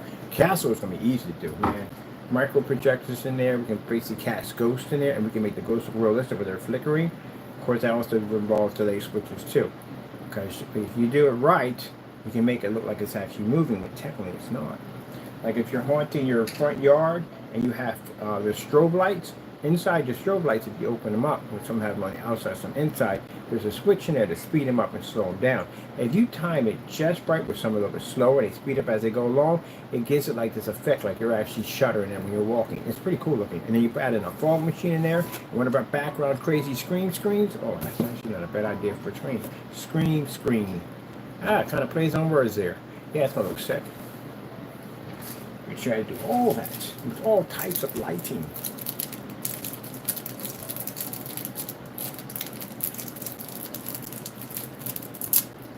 Haters at the end of the day probably think, you hate me? No, I really don't hate you. I don't give the devil that kind of opportunity. It's too much effort in that nonsense. I don't that time for that crap. Did that nonsense already. It's too much effort in hating people at the end of the day. It's way too much. Too much energy into that nonsense. I don't give the devil that opportunity. Heck no. Nope. This is way too much nonsense for that crap. But I know you hate me, and I know the ulcers and headaches and old age and even the things you don't see at the end of the day that's going wrong with your heart right now. When you hate somebody, it's cursed. There's all kinds of stuff that goes up behind hatred. It's pretty bad. So at the end of the day, even you can add stress to your heart to cause strokes, heart attacks, all kinds of stuff. Even all kinds, their body causes all kinds of crazy stuff. Things like that God doesn't produce hatred. The devil does. So with that being said, it comes with a lot of bad things behind it. It can be that final straw that just make you go, and that's the end of you. That's why it's not good to be hating on people just for the sake of just hating them. That comes with some problems. It comes with depression too. You know, depressions are demons, right? Yeah. You know what a succubus is, right? It's a demon. That's what it is. A demon of sexuality. That's what it is. Yeah, you better know your stuff at the end of the day. You better know. There's a difference between knowing where the minds are and not knowing where the minds are. People who know where the minds are that are well educated run the risk of not being blown up, and people who don't, well, guess what? You're hamburger meat. That's where that's going at. I think the minds are... Oh well. Alright, now let's get this pop right here. Release the pop and lock in here. Pop and lock. Don't fight me. Don't fight me. Become one with the fan. Oh, maybe that's the reason why you're fighting me. Alright, touche. Let me get you clean up your dust tank a little better here. That definitely would be it. Let's clean it up a little better. Let me see. I would not be able to fit in there either if I basically have this all around. Like this is really not going to work.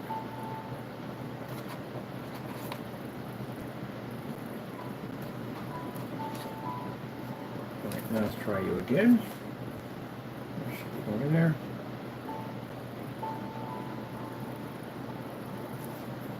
You're fighting me.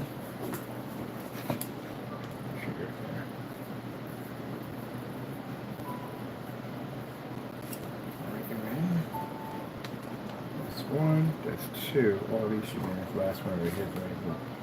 Pushed in here too. So we're doing our, usually I like to do nuts and bolts because they slide immediately too, but we're using the fan screws on this one. And we can take these out anytime we want. This is for the base underneath of the PlayStation. Keep it nice and cool. Once we get our screwdriver in here, we can get the cutting on that case. Get that set up and done. We're going to run 4 fan systems through here. I think these fans are 1500 RPMs. like those over there being 4,000 a piece. Somebody said, "Does your parts overheat?" I don't know how to be possible. It's open case PC. It's open case. My parts are out in the open, so no, not really. No. Most likely with the power supply, what they have for most systems, the power supply is trapped underneath the PC in this little kind of compartment. That's the one thing I didn't like. When I was putting together the first one with the case, I didn't like where the power supply was sitting there or the hard drive. I wasn't too happy about that one. I was like, nah, I'm going open case.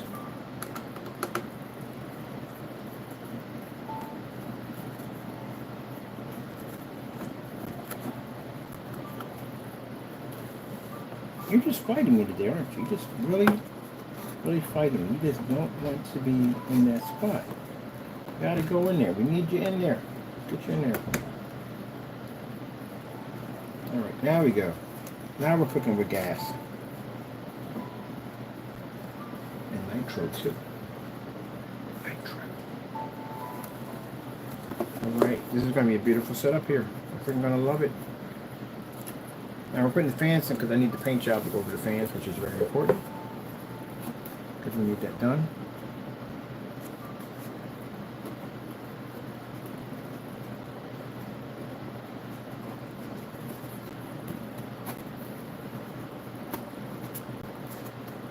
Nope, not there, buddy. I can tell you it's not there. I don't get the other one to go in so easy.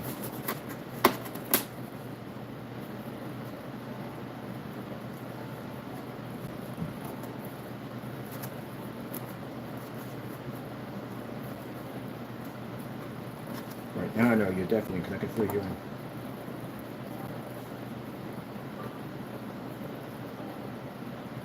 Oh, yes. This is looking rather magical. Rather magical. Got this cool cardboard display I'm going to cut out for the top. Give it kind of a more retro steampunk kind of look to it. Yeah, future steampunk, and you got retro steampunk, which is which.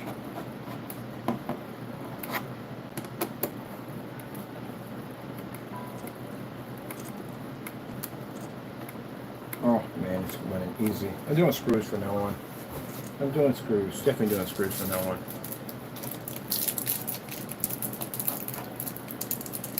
This is much easier to get and go into that.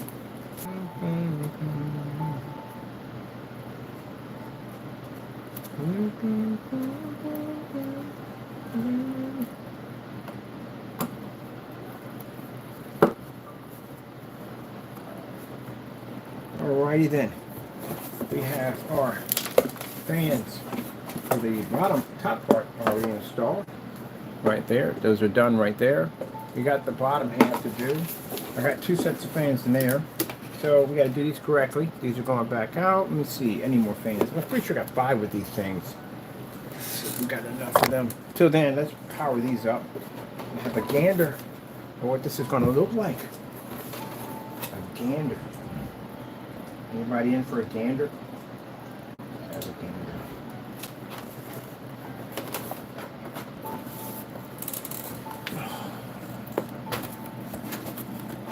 I forgot, we got a whatchamacallit on there. A bass on there. Bass! How low can you go? This low? What a fucking low. Okay, that's all plugged in. Make sure we got no clickety clicks going on because we do not want the clickety clicks. Yep, and there we go. Voila! It's what we do, people. It's what we do. We dream it, we build it, we conquer it.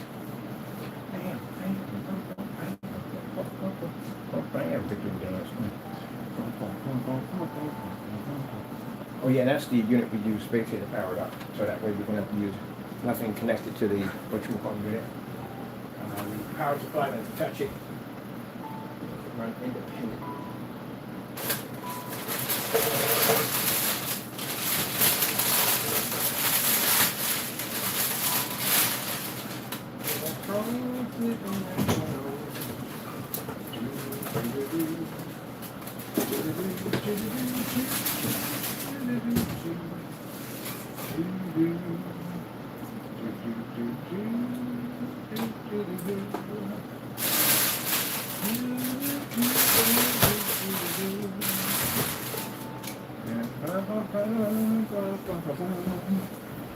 I'm going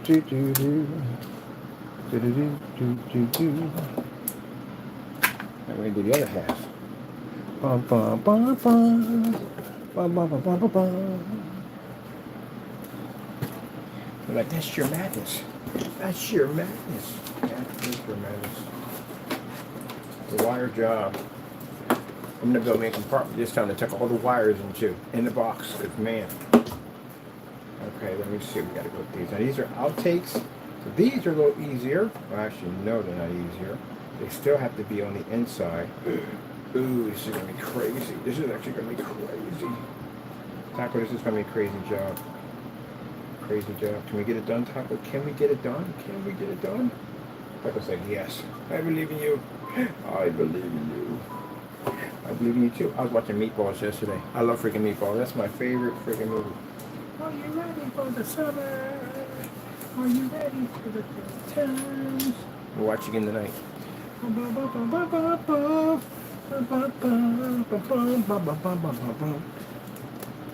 Just turn out. Let me see. All right, that side's coated. Gotta get that other side too. You understand, man. All right, where the freak is the small? Oh, here's right down the floor. Jeez, big apple of you. Don't that keep that nonsense? All right, let me see.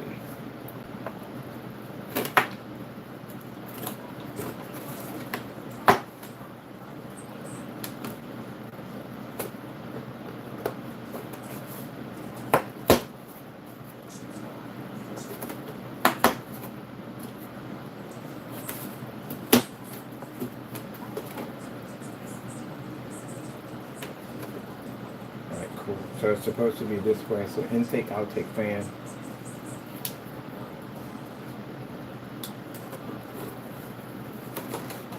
I'm gonna have to cut peekaboo windows on the side. Definitely have to do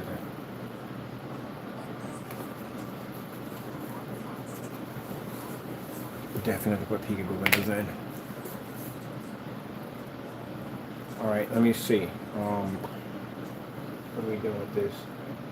I need a bigger screwdriver. There we go. Come here. To drop fans in. You know, it's supposed to be a simple build, but they all start off that way. It's going to be a simple build. It's not going to take much to do. And all of a sudden, we go into this freaking Godzilla mode. Like, it's got to be out of this way. It's going to be insane. We've got to do this. We've got to do that. And this has got to be done. And that's got to be done. But always ends up that way. No matter what. No matter what I tell myself, we're not going to do a crazy build. This one's going to be simple because we got all the parts already there, you know what I mean? So, I'm going to be too crazy, but then I don't even know. What I see inside my head is completely different. Something else in there is firing off in my head is just different. I don't know what I thought it was going to do. It always changes as we go along. I'm dying to do something with these fans, and then we're going to be hooking them up.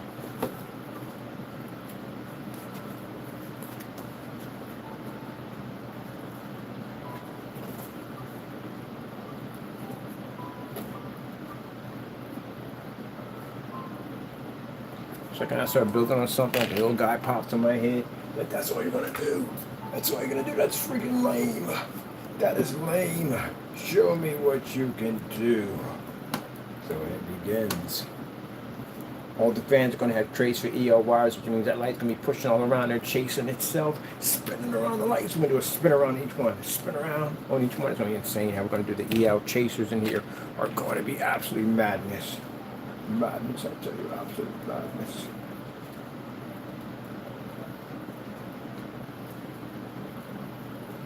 So we never can do anything normal. Can't have it. Ever. Yep. I was telling my buddy, he's building his first PC, and he was like, so I don't know, accept it. He said, even though you accept it, the PC God will come for you.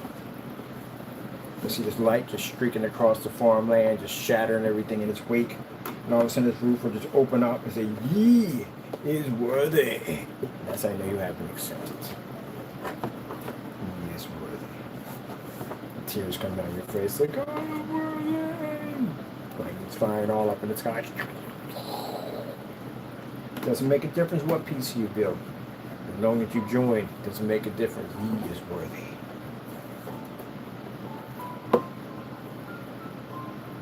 And we're modding a console right now. We're doing a whole console setup for you PC gamers. And for your console game, like, oh, you're just all about PC all day long. That's all you do. I do everything. I'm basically both. Yeah. Got an Odyssey system? I do. You ever play Odyssey before? I have. Odyssey's really old. You ever play Pong on Tandy PC? What was like a PC, but a console system? Pong. You ever do vector graphics in the arcade? Oh, Tempest. My goodness, between that and Star Wars, talk about headaches for days. Sitting in the screen with like 100 vector graphics just spitting off in your face at 100 miles an hour. And of course, you're all up on the screen anyway. Come on, folks, that's all you see all day long. Them flashing vector graphics. The lines repeating themselves over and over again. The Tempest would give you some serious headaches. I don't know if it's worth that or Star Wars. Yes, that is my era. My era. Now, for those people that are my age group on here, you know exactly what I'm talking about. You know what I'm talking about when I speak of the old video games. And I got people from 18 and up on here, so we got a little bit of everything in there. So one guy was like, yeah, my era was Genesis and NES. I was like, oh, you were so young. You were so young. Those are old systems, but not ancient. You're old, but not ancient when you come to those kinds of systems. NES, really? And Genesis? That's us retro, but it ain't ancient. Ancient when you could playing games like Pong, when you got the Tandy Corporation branded on your console system, and you got to go out and hook it up to that UHF in the back of it. We get that channel 4, channel 3 with the prongs on the back. Before they had coaxial cable. Was that coaxial cable? That was coaxial cable. There we go. There you go. There you go. And you didn't have a bunch of games. You just had one game, and it was Pong. And guess what you did when you want to basically advance the game? You make the paddles shorter, or you make the ball go faster. That was it. It was the best game ever. The best game ever. Before you had all these apps and download and Netflix and all that stuff, you had real 100% gaming because none of that stuff was on there to begin with. Of course, I can say that too about the Genesis and the racing in the day. Those people who played Genesis and NES, same thing. You put the system in your game. That was it. So I'm gonna go watch a movie on my console system. I'm doing that right now with it. I'm literally watching Netflix with a bunch of birds. None of that was on there ever. 100% of hardcore gaming.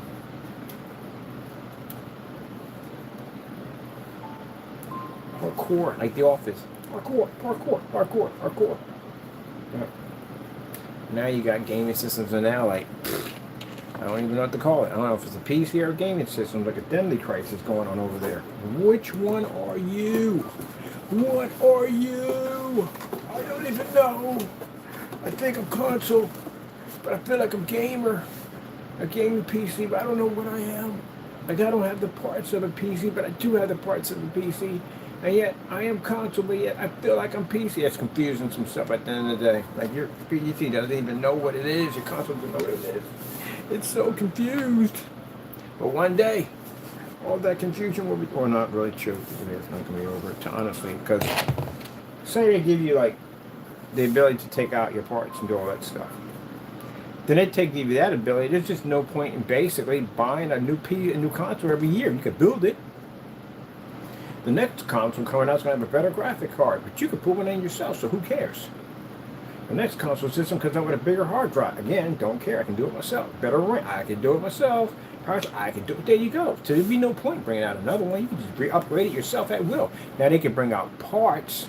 But then again, you can go to the other place and get parts. You don't have to buy third parts. You can go to the place and get parts. Let's say make it so you can only use third parts only, which would be jacked up because Xbox did that when they had their own peripherals made, specially made to use for their own controllers and all the joysticks. Like I got stuff right now, like Steel Battalion has a different kind of control port, but I had to buy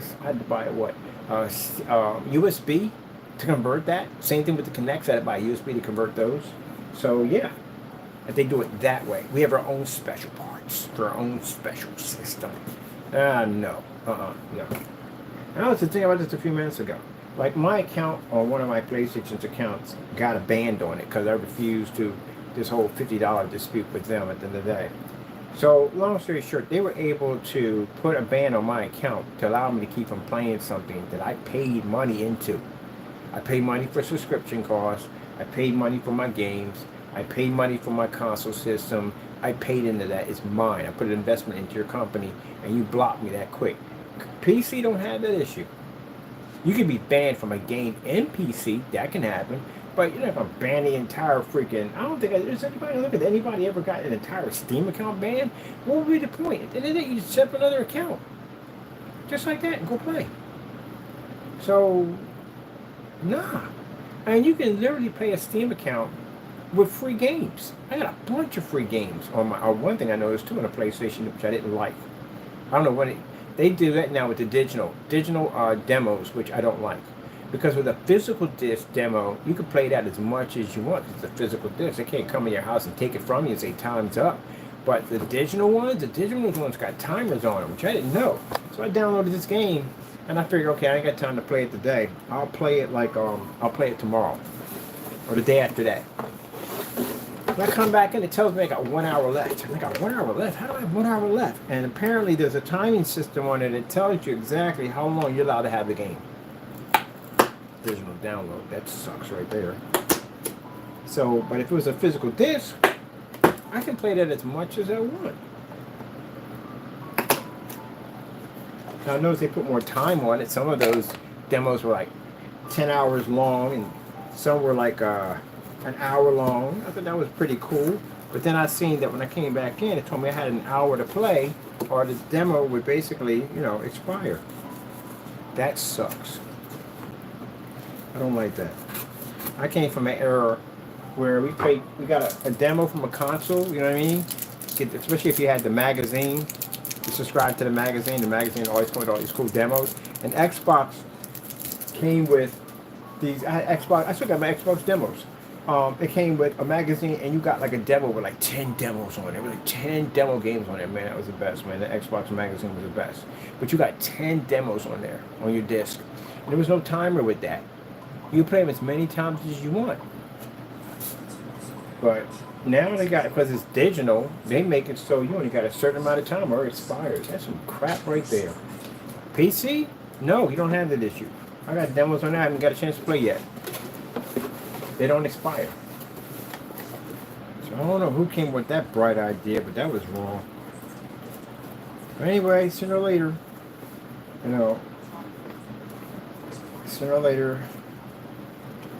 if they keep trying to treat it more and more like a PC, you're going to realize it doesn't have the perks of PC, and you're really going to be turned off on it altogether. And for those people sit there and say, well, you got to have expensive equipment to game. No, you don't have to have expensive equipment to game. And with our new technology, it's not required.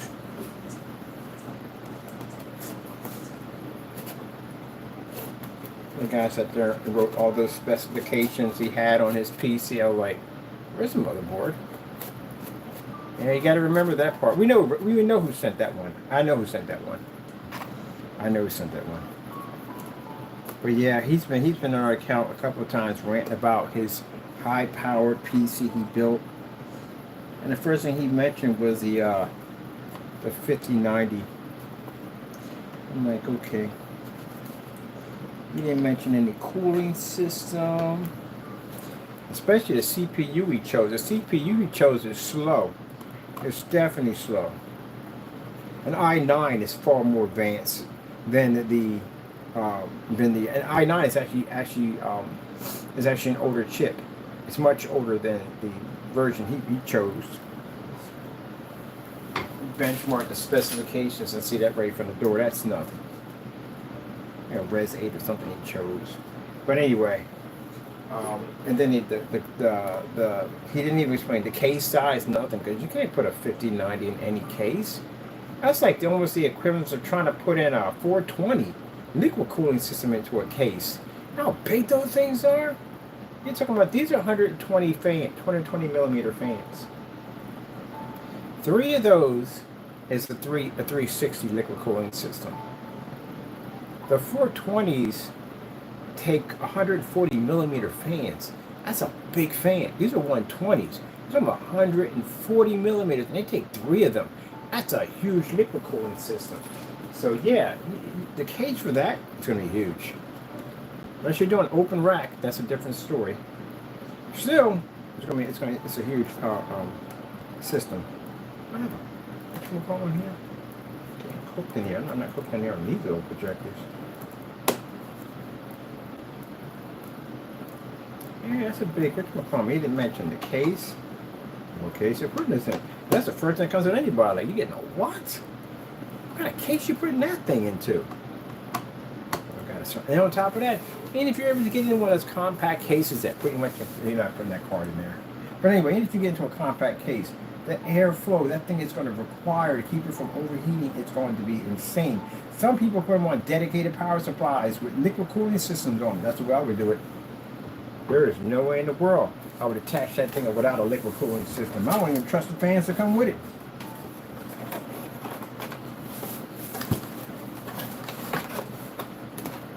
I'm paying that much money for liquid cooling for a system like that? Oh heck no! I'm not trusting those fans. No. If anything, I take them off and put more of a high frequency fans on and run it off a dedicated power supply. Disconnect it from that board. Definitely all together. It's got to go, baby. It's got to go. All right, I need some twisties in here. I need some twist ties in here. So we can get a nice little. Where's my twist ties at? I know I got them. I got my zippies. Zippies, baby. She's in there. What's he doing in this room right now? He's just in the room talking about stuff. He's not doing anything. Okay.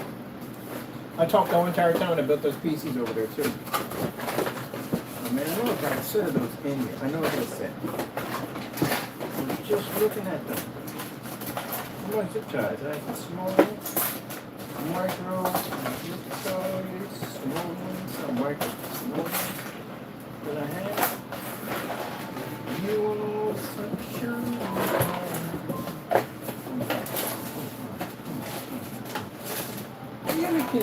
Why is it when you want something, you can't find it? And then when you don't want it, oh, there they are. What to say? I'm about to go into my hair all over the place. I'm going to put some of these little ties in right there to make it a little extra nice. So that's pretty much right there. I got to hook these up right now.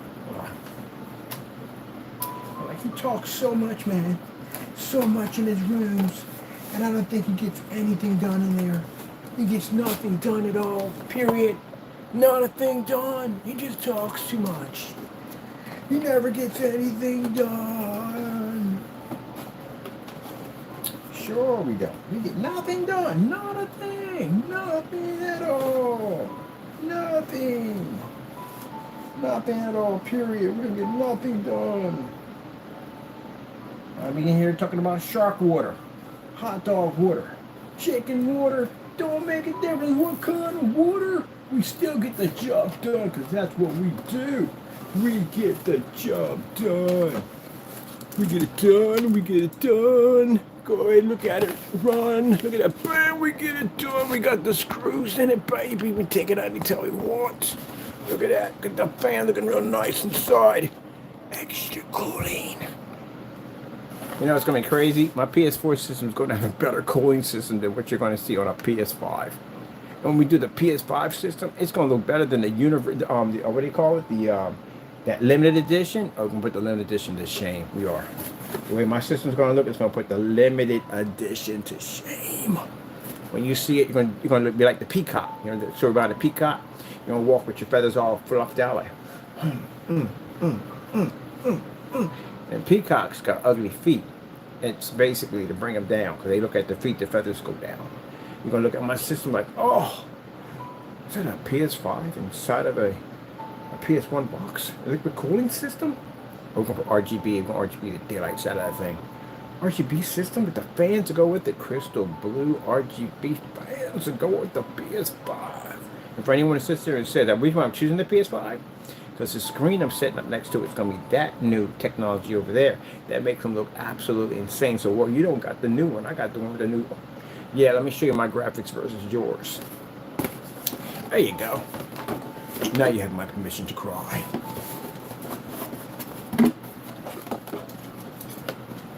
It's like when I modded the 360 inside that UFO case and put in an integrated motherboard, a 2011 server board, it'd be to upgrade my mods at will anywhere I'm at and go to my IP address, completely invisible online.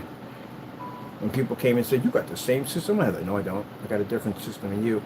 We all got the same system. I show my picture like, "Oh, snap, what the freak is that?" Like, what do you think? It disappear. What do you think of that wire? What do you think was sitting at the bottom of it? The Red Dragon was wired into that thing. Well, integrated. But I can't tell you about that. And that's the reason why I don't play online anymore. I feel they don't appreciate me. Alright, let's get the thing fired up. I'm having too much fun over here. I'm excited. Alright, we need a port for this. We definitely need a port. You gotta put a port in here, bird. What are you doing, man? We need a port. We're gonna put this on the bottom. We're gonna stick this at. We need a port, baby. A port. Oh, I want to put a port on the side, but I don't really want to go for the side. So I'm gonna have to put the port down here. Alright, we ain't got the. Oh, no. We might put it here. Let's see, first one. No, if you take the first one, it's only the first one. So you got to drop the port in. I don't want to click on that. I'd rather have that on the bottom half on these. Okay, that's outtake, that's intake. Ooh, I thought I got them checkers upside down. I was about to start freaking out. I hate that when I do that. But anyway, let's give you a looky at this crazy cookie. So, what we have here is what we're building right here is a system that's going to sit on top. Keep it nice and cool. We got to cut open our system here on the bottom, so all this is cut out. Peekaboo window here, that's air to push through the system, and then cut out right here with a peekaboo window here, which will allow air to flow through. Gonna filter air through this baby at the end of the day. That's what we're gonna do. We're using our amazing screen paint. Because I gotta get something to prime that with, to tell you the truth, and we can use our stuff to prime with, because I gotta put these pretty colors on there. And all the colors are gonna glow in the dark. All of them are gonna glow in the dark. So they're absolutely beautiful, people. Let's fire this up. Let's fire this up real quick. Let's see if we don't have any clickety clicks going on in there. We do not want the clickety clicks. Oh, do you feel it? Do you feel it? Do you feel the love tonight? Do you not see the love in this? Look at this. Remember I told you about putting fans over top of each other? It makes it look like they're slowing down.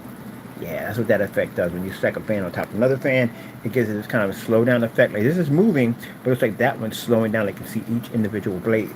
That's when you take those fans down there and you color those fans with a glow-in-the-dark paint. So when that triggers off, you can see that actually glowing and moving at a slow rate, which is a pretty cool effect. At the end of the day, look at that. Look at the air. Oh, we got the air flow through. The air is flowing through. So it's sucking air up through the bottom and then forcing it right up through here. Oh, man, talk about airflow. That's one thing I know about my fans. Directing air, I'm a master at the airflow. Let's go underneath. Oh, look at it. Look at it. It's like Christmas tree lights in one of those little homes. You know when you're a kid and they had those little tiny houses while the train is running through around Christmas time, and you looked at that small little village at the end with all those beautiful lights with that train pushing through around Christmas time? Wasn't it absolutely magical? That's what I'm feeling right now. I'm feeling a lot of love in here. A lot of love. So anyway, we got to glow this out real quick. So we got to come in here, and we got to basically come in here with a kind of flexible brush. It'll allow me to get all these nooks and crannies, which I should have did already before, but I didn't do it. So, you know, we're just painting around all this stuff. We need to glow anyway. We want to swap this whole thing in so it glows in the dark. So that way we can put peekaboo windows on the side so we see our beautiful fans inside. And this whole thing glowing. It's going to all glow. So I'm going to all whiten here. It's going to be all white and it's going to glow beautifully. Or you can make it blue. It doesn't make a difference at the end of the day. But either way, it's going to be a nice little system. We're going to be setting up in here. There you go. Now you see my vision. You see my vision, people. You see it. Do you see my vision? There you go. Now you understand my passion. Bam! Yeah, they leave the room. They be mad. I'm tired of him. I'm tired of him. Every time he comes on here, some psychotic, crazy stuff. He's always building something insane. Always something insane. Come on, get over it, man. Please, get over it. This is what we do. Hey, Ricky the Roach, tell him. Tell him. Tell him at the end of the day what we do. We build things. There we go. That's what we do. You know, I'm going to tell you something. If this makes you angry at the end of the day, you got to seek help. Really, you got to seek help. See a psychiatrist, find somebody at the end of the day. You got to seek help. You should never be jealous over somebody else's work. I see people working on stuff. I'm like, wow, that's freaking crazy at the end of the day. I don't care if I can't do it at the end of the day. I still freaking love it at the end of the day because that's something amazing at the end of the day. So I appreciate everybody's good work. Unless you're cutting corners and you're scamming people, no. Other than that, I appreciate your work. Now, question. I might do some blue up on this. I don't think I'm going to coat it in blue.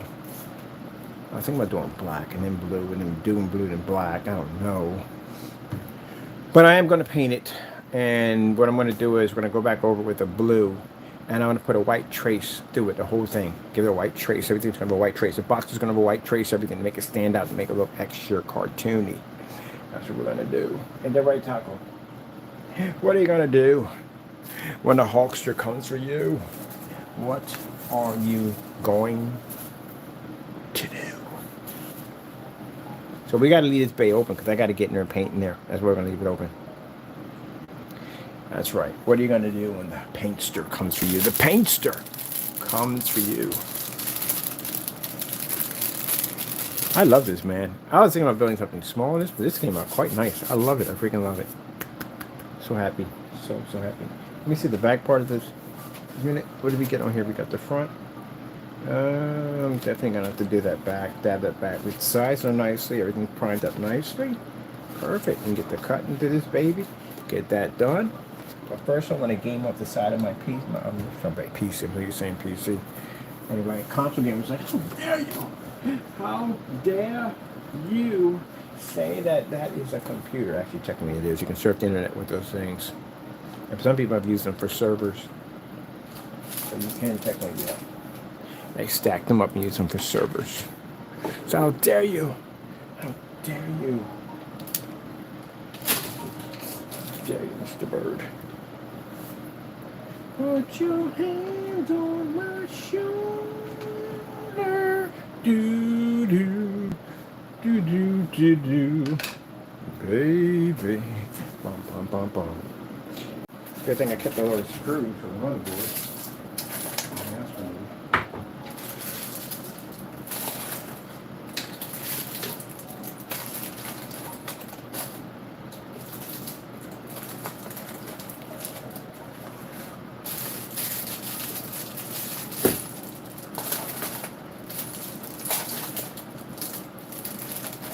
Gotta relax, people. Gotta relax. Those of you who get frustrated over these videos, gotta relax. Just boot goofing. We're just boot goofing. 3 easy payments. 100% box skin. Just boot goofing. So we are just boot goofing or box goofing. Just box goofing. Just box goofing. 3 easy payments. Just box goofing. That's right. 100% cardboard. 100% cardboard. 3 easy payments. Just box goofing.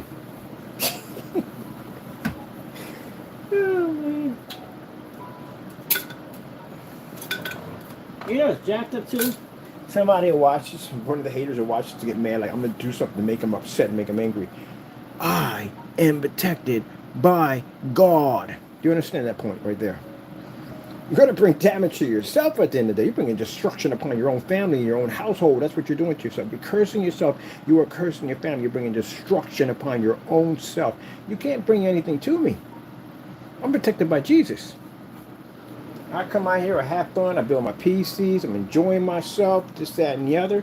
We put some people on blast where they need to. They do dumb stuff on a regular basis, and we put them on blast. But at the end of the day, again, I'm having my fun.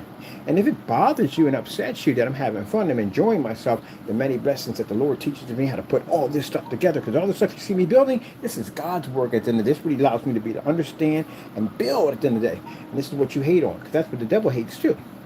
You're just doing the head devil's work. But I'm going to tell you something at the end of the day, followers of Lucifer. At the end of the day, this does not disrupt us in any way whatsoever. All you're doing is bringing destruction upon yourself. That's what you're doing. That's what you're doing. And the devil is playing you like a fiddle. Yes, he is. Yes, he's got plans for you. You better hope God's got plans for you, because if he doesn't have plans for you, then the devil definitely doesn't. If that's the case, well, guess what? You don't plan to be here long. Because again, as I told you before, you're no use to him on this planet. He doesn't need you here. He needs you there. That's where he needs you at. Where there's no salvation, where there's no Savior, there's nothing. He needs you over there with him. And he's going to try every way he possibly can. So when I see you doing dumb stuff, you know what that tells me at the end of the day? You're doing the devil's work. When you're doing the devil's work, it's only a certain amount of time where he's going to collect what belongs to him.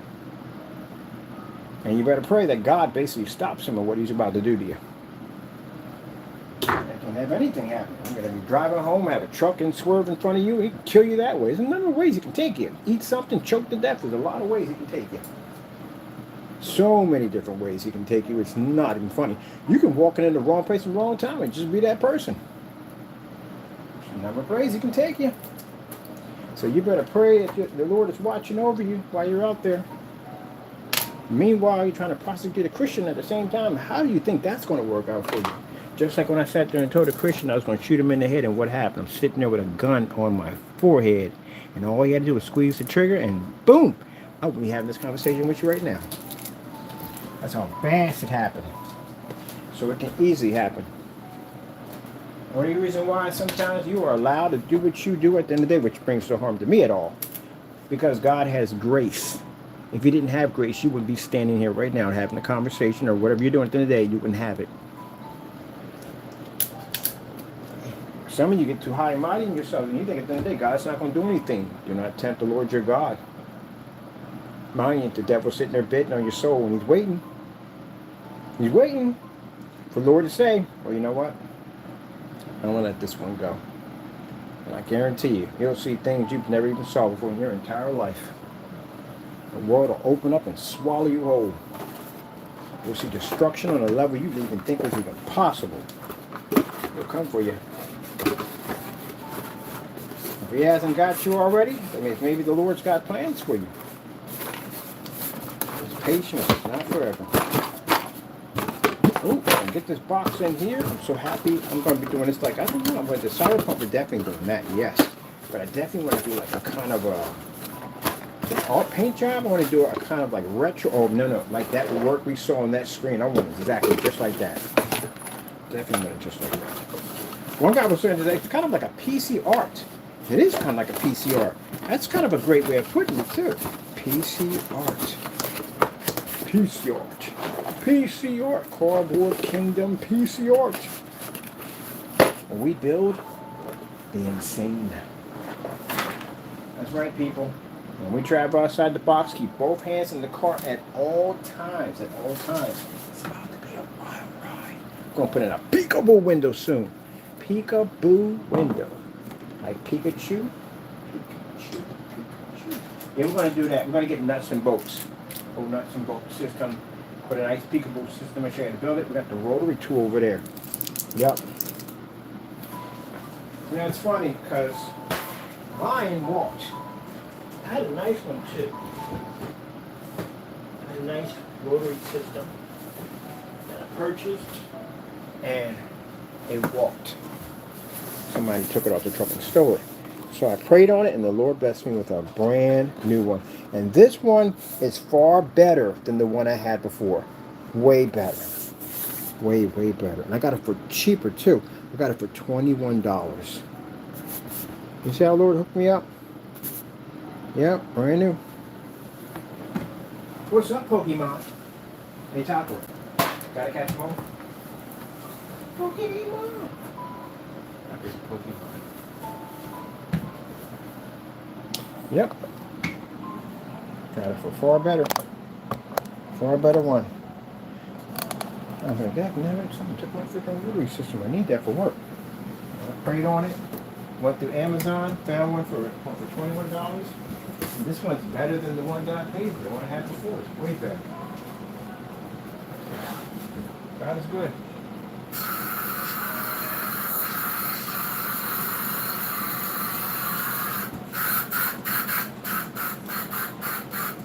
God is good.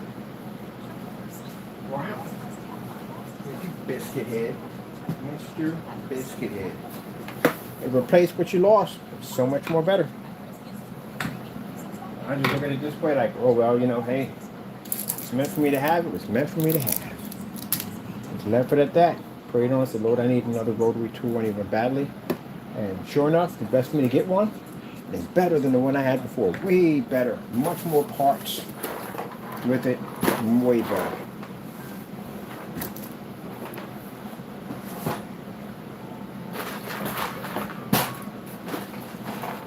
Now, do I wish anything evil to happen to these individuals that are doing these things? No, I don't. I'll tell you what's going to happen to you because I know what's going to happen to you. Because it almost happened to me. It almost happened to me following the devil out there. I know what his plans are. I know what he's going to try to do. And yeah, he's going to try to kill you. Because again, you're no good to him over here. Over here, you got a chance of getting saved like I did. Well, he thought he was going to kill me at the end of the day. Oh, he did try though. He definitely did try. But God was in the way, so it didn't happen. But anyway, I realized that when I got saved, I said, man, if I had gotten killed when I was out there carrying on and acting up, that'd have been it right there. I'd have been in hell for the rest of my life, for eternity. No chance to get saved whatsoever. And that's where I realized that the devil was trying to kill me. And when I said the people doing the same activity that I was doing when I was young, because you guys are too old for this, but when I was young, I realized at the end of the day that the devil was trying to kill you. Now he already knows at the end of the day, whatever you do to me, it ain't going to affect me. I serve God. I know he tells you over and over again that you're going to be able to damage me or hurt me. It ain't going to happen. I'm just telling you, it's not going to happen. At all, period. But what is going to happen is that his plan on getting you to do the most dumbest stuff he could possibly think of will eventually get you in some trouble, some very serious trouble. And this can land you into places that you do not want to be in. And these are places that give you a high, and even a higher chance of being off the earth. Because you always got a plan of how we're shooting for something. Now, if you're protected by the Lord, you don't have to worry about that. And if the Lord has plans for you, then you're going to go through some stuff. You're going to go through trial and tribulation. You are going to go through some stuff. But you're going to realize in the end that it was definitely worth it because the Lord was watching you the entire time when you were going through what you were going through. So, sad thing about it is that when you sin and carry on and act up, I see the devil. That's what I see. I see the devil about to kill somebody or trying to kill somebody. That's what I see. And planting its seed. You better pray that the Lord himself is basically watching over you on whatever he's planning. Mind you, it's not just one person. Satan didn't fall from heaven by himself. He came with a legion of angels, quite a few demons with him. So, if he's got his eye on you, they also do. And anything can trigger that off. Demon can have a conversation with a guy down the street that he's trying to control, he's trying to basically kill. And they can figure out a way how to line your paths up just right so you two can bump into each other. This one's hot-headed and carries a gun, and just you.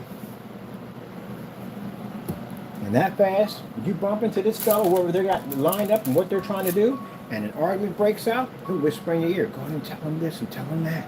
And you'll whisper in, oh yeah, you can't take that. Then they go pull your weapon, take him out. And they'll sit back and watch you two kill each other. That's what they'll do. Now, you happen to survive that ordeal, or if you didn't survive and you're sitting in the hospital, there are demons in the hospital, there are angels in the hospital waiting to collect what belongs to them. Did you realize that? Yeah. And they're in there waiting to collect what belongs to them. The demon will be sitting right over top of your body looking at you thinking, yeah, only a minute here. Any minute. Any minute. He's about to go. And we got him. The other one's already dead. Took him too. So it's not a joke at the end of the day. You're playing a very dangerous game. Now, you may be thinking that I'm saying that at the end of the day because, oh, I'm afraid you're whatever you're doing is going to mess up my life. Whatever. It's not going to mess up my life. I serve God. It's not going to happen to me. There's stuff that's going to happen to you that's pretty bad. That's what I'm warning you about. Right? To keep on playing this game. It's sad. It really is. The outcome is not going to go well if you don't get it together.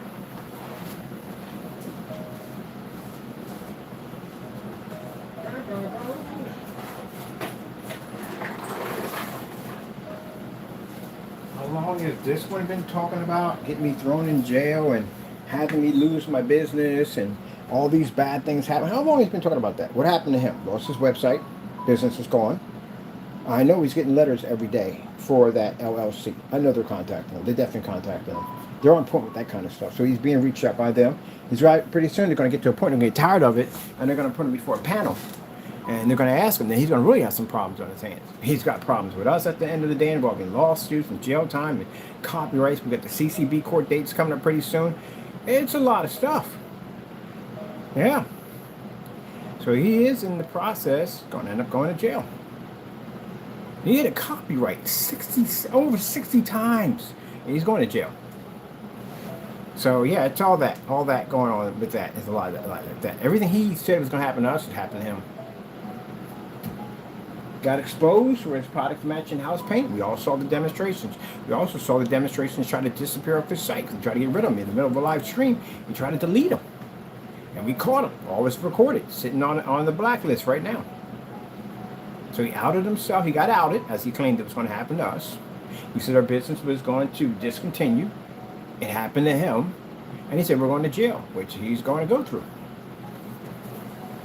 That's why you got to be real careful about things you say out of your mouth or what you think, because it could come back and curse you.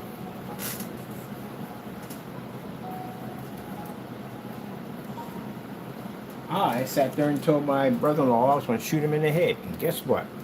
Man, that was the fastest car I've ever seen in my entire life. I've never seen a reaction time that fast on anything like my life. Yeah, about a good half an hour later, I was around the corner with 357 stuck to my forehead. I almost lost my life in that whole entire ordeal. Thank goodness God was with me through that whole thing. Even when I was doing something stupid, he was with me. Because if that guy had pulled that trigger, boom, I'd have been gone. I would have been gone. But it wasn't meant to be, because the Lord has plans for me, and that's why I'm here. Yep, so ignore me. My Lord has brought me through so much thick and thin. I've been through the prison system. I've been out in the streets, all that craziness. And the Lord has watched over me even in days where I wasn't serving him correctly, or even in days where I denied him altogether. So if you've seen the testimonies and stuff that I've been through way before I started this business, way before I got into peace at the end of the day, the relationship that I had with my Lord when I came out of lockup, when you understand that the things I've seen, demons have tried to kill me, demons have tried to come after me, and the Lord protected me around all that, everything that I've seen, everything I've been through, he has protected and watched over me. What makes you think that you trolls on YouTube could touch me? If my Lord has defended me against Satan himself. So you have to watch yourself at the end of the day, because the game you're playing is his game, and he plans to collect on that game. And that's what you understand. So when you do something stupid, it doesn't bother me. We're protected. The sad part is that you are playing that game and you're leaving yourself open for what he's planning to do to you.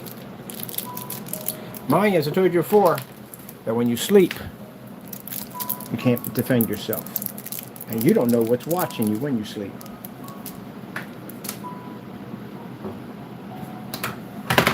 Wow.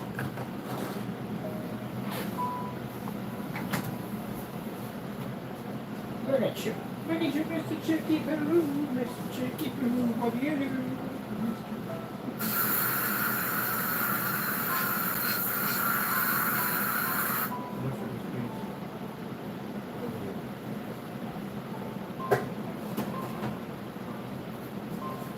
I'm going to use this. Oh, that coat is right. We can have enough to use it to coat it. It's made. Let me use this and this to coat with on that. And the devil sit there and tell him at the end of the day, oh, he's saying that because he's scared and he's weak and this and that and the other. Just keep on, you'll break him. Yeah. Yeah, I bet y'all repeated what he just said to you just now. I guarantee you. Yeah, you can't touch me.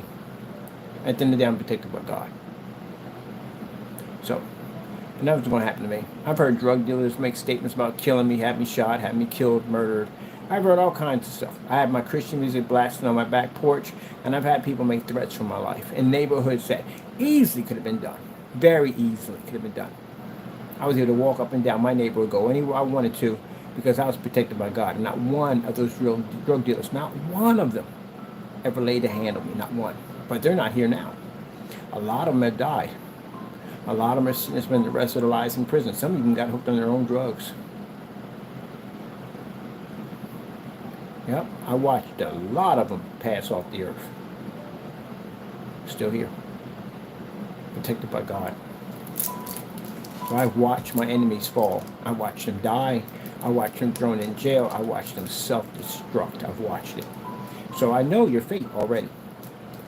You get your act together, the devil's going to collect what belongs to him. And you better pray that the Lord has work for you and that he's planning something for you. Because if he's not, then keep in mind, not everybody's promised to go to heaven. There's a certain amount of people going to heaven, and there's a certain amount of people that are going to hell. You better hope you're the one that's going to heaven. Everybody's going to heaven. Nope. No. That'd be impossible. There'd be no point in building a hell if everybody was going to heaven. Oh, there's a certain amount of people going to heaven. If it's written in the book, read it yourself. And there's a certain number of how many people that are going to heaven.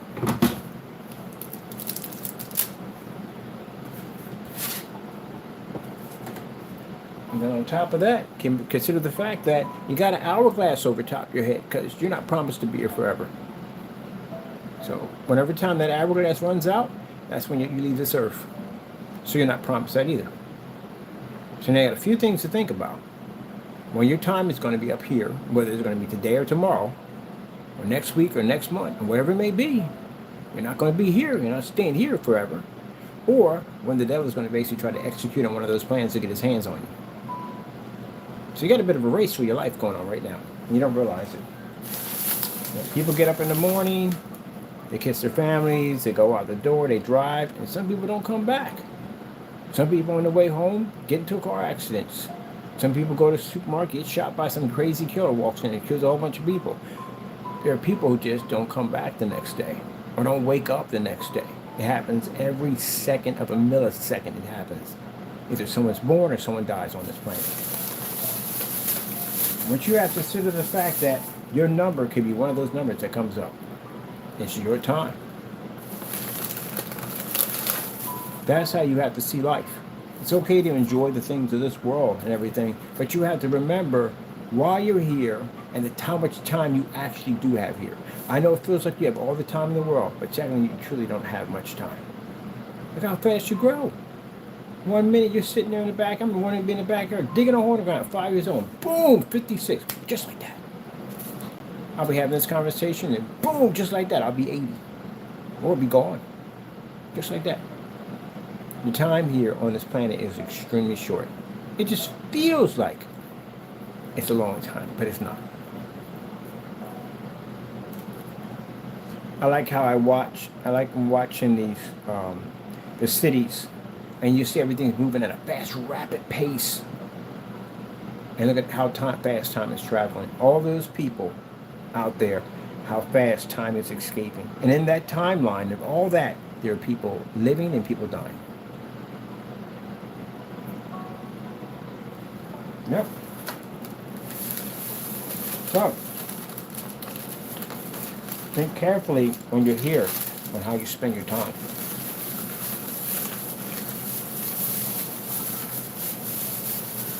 You're not guaranteed to be here forever. There's no guarantee of when you're going to die off this planet. The fact that you're able to wake up every morning and be able to see the sun and to be able to see another day is a blessing and a gift from God. Think about how you spend it. All right, people, gotta go. God bless.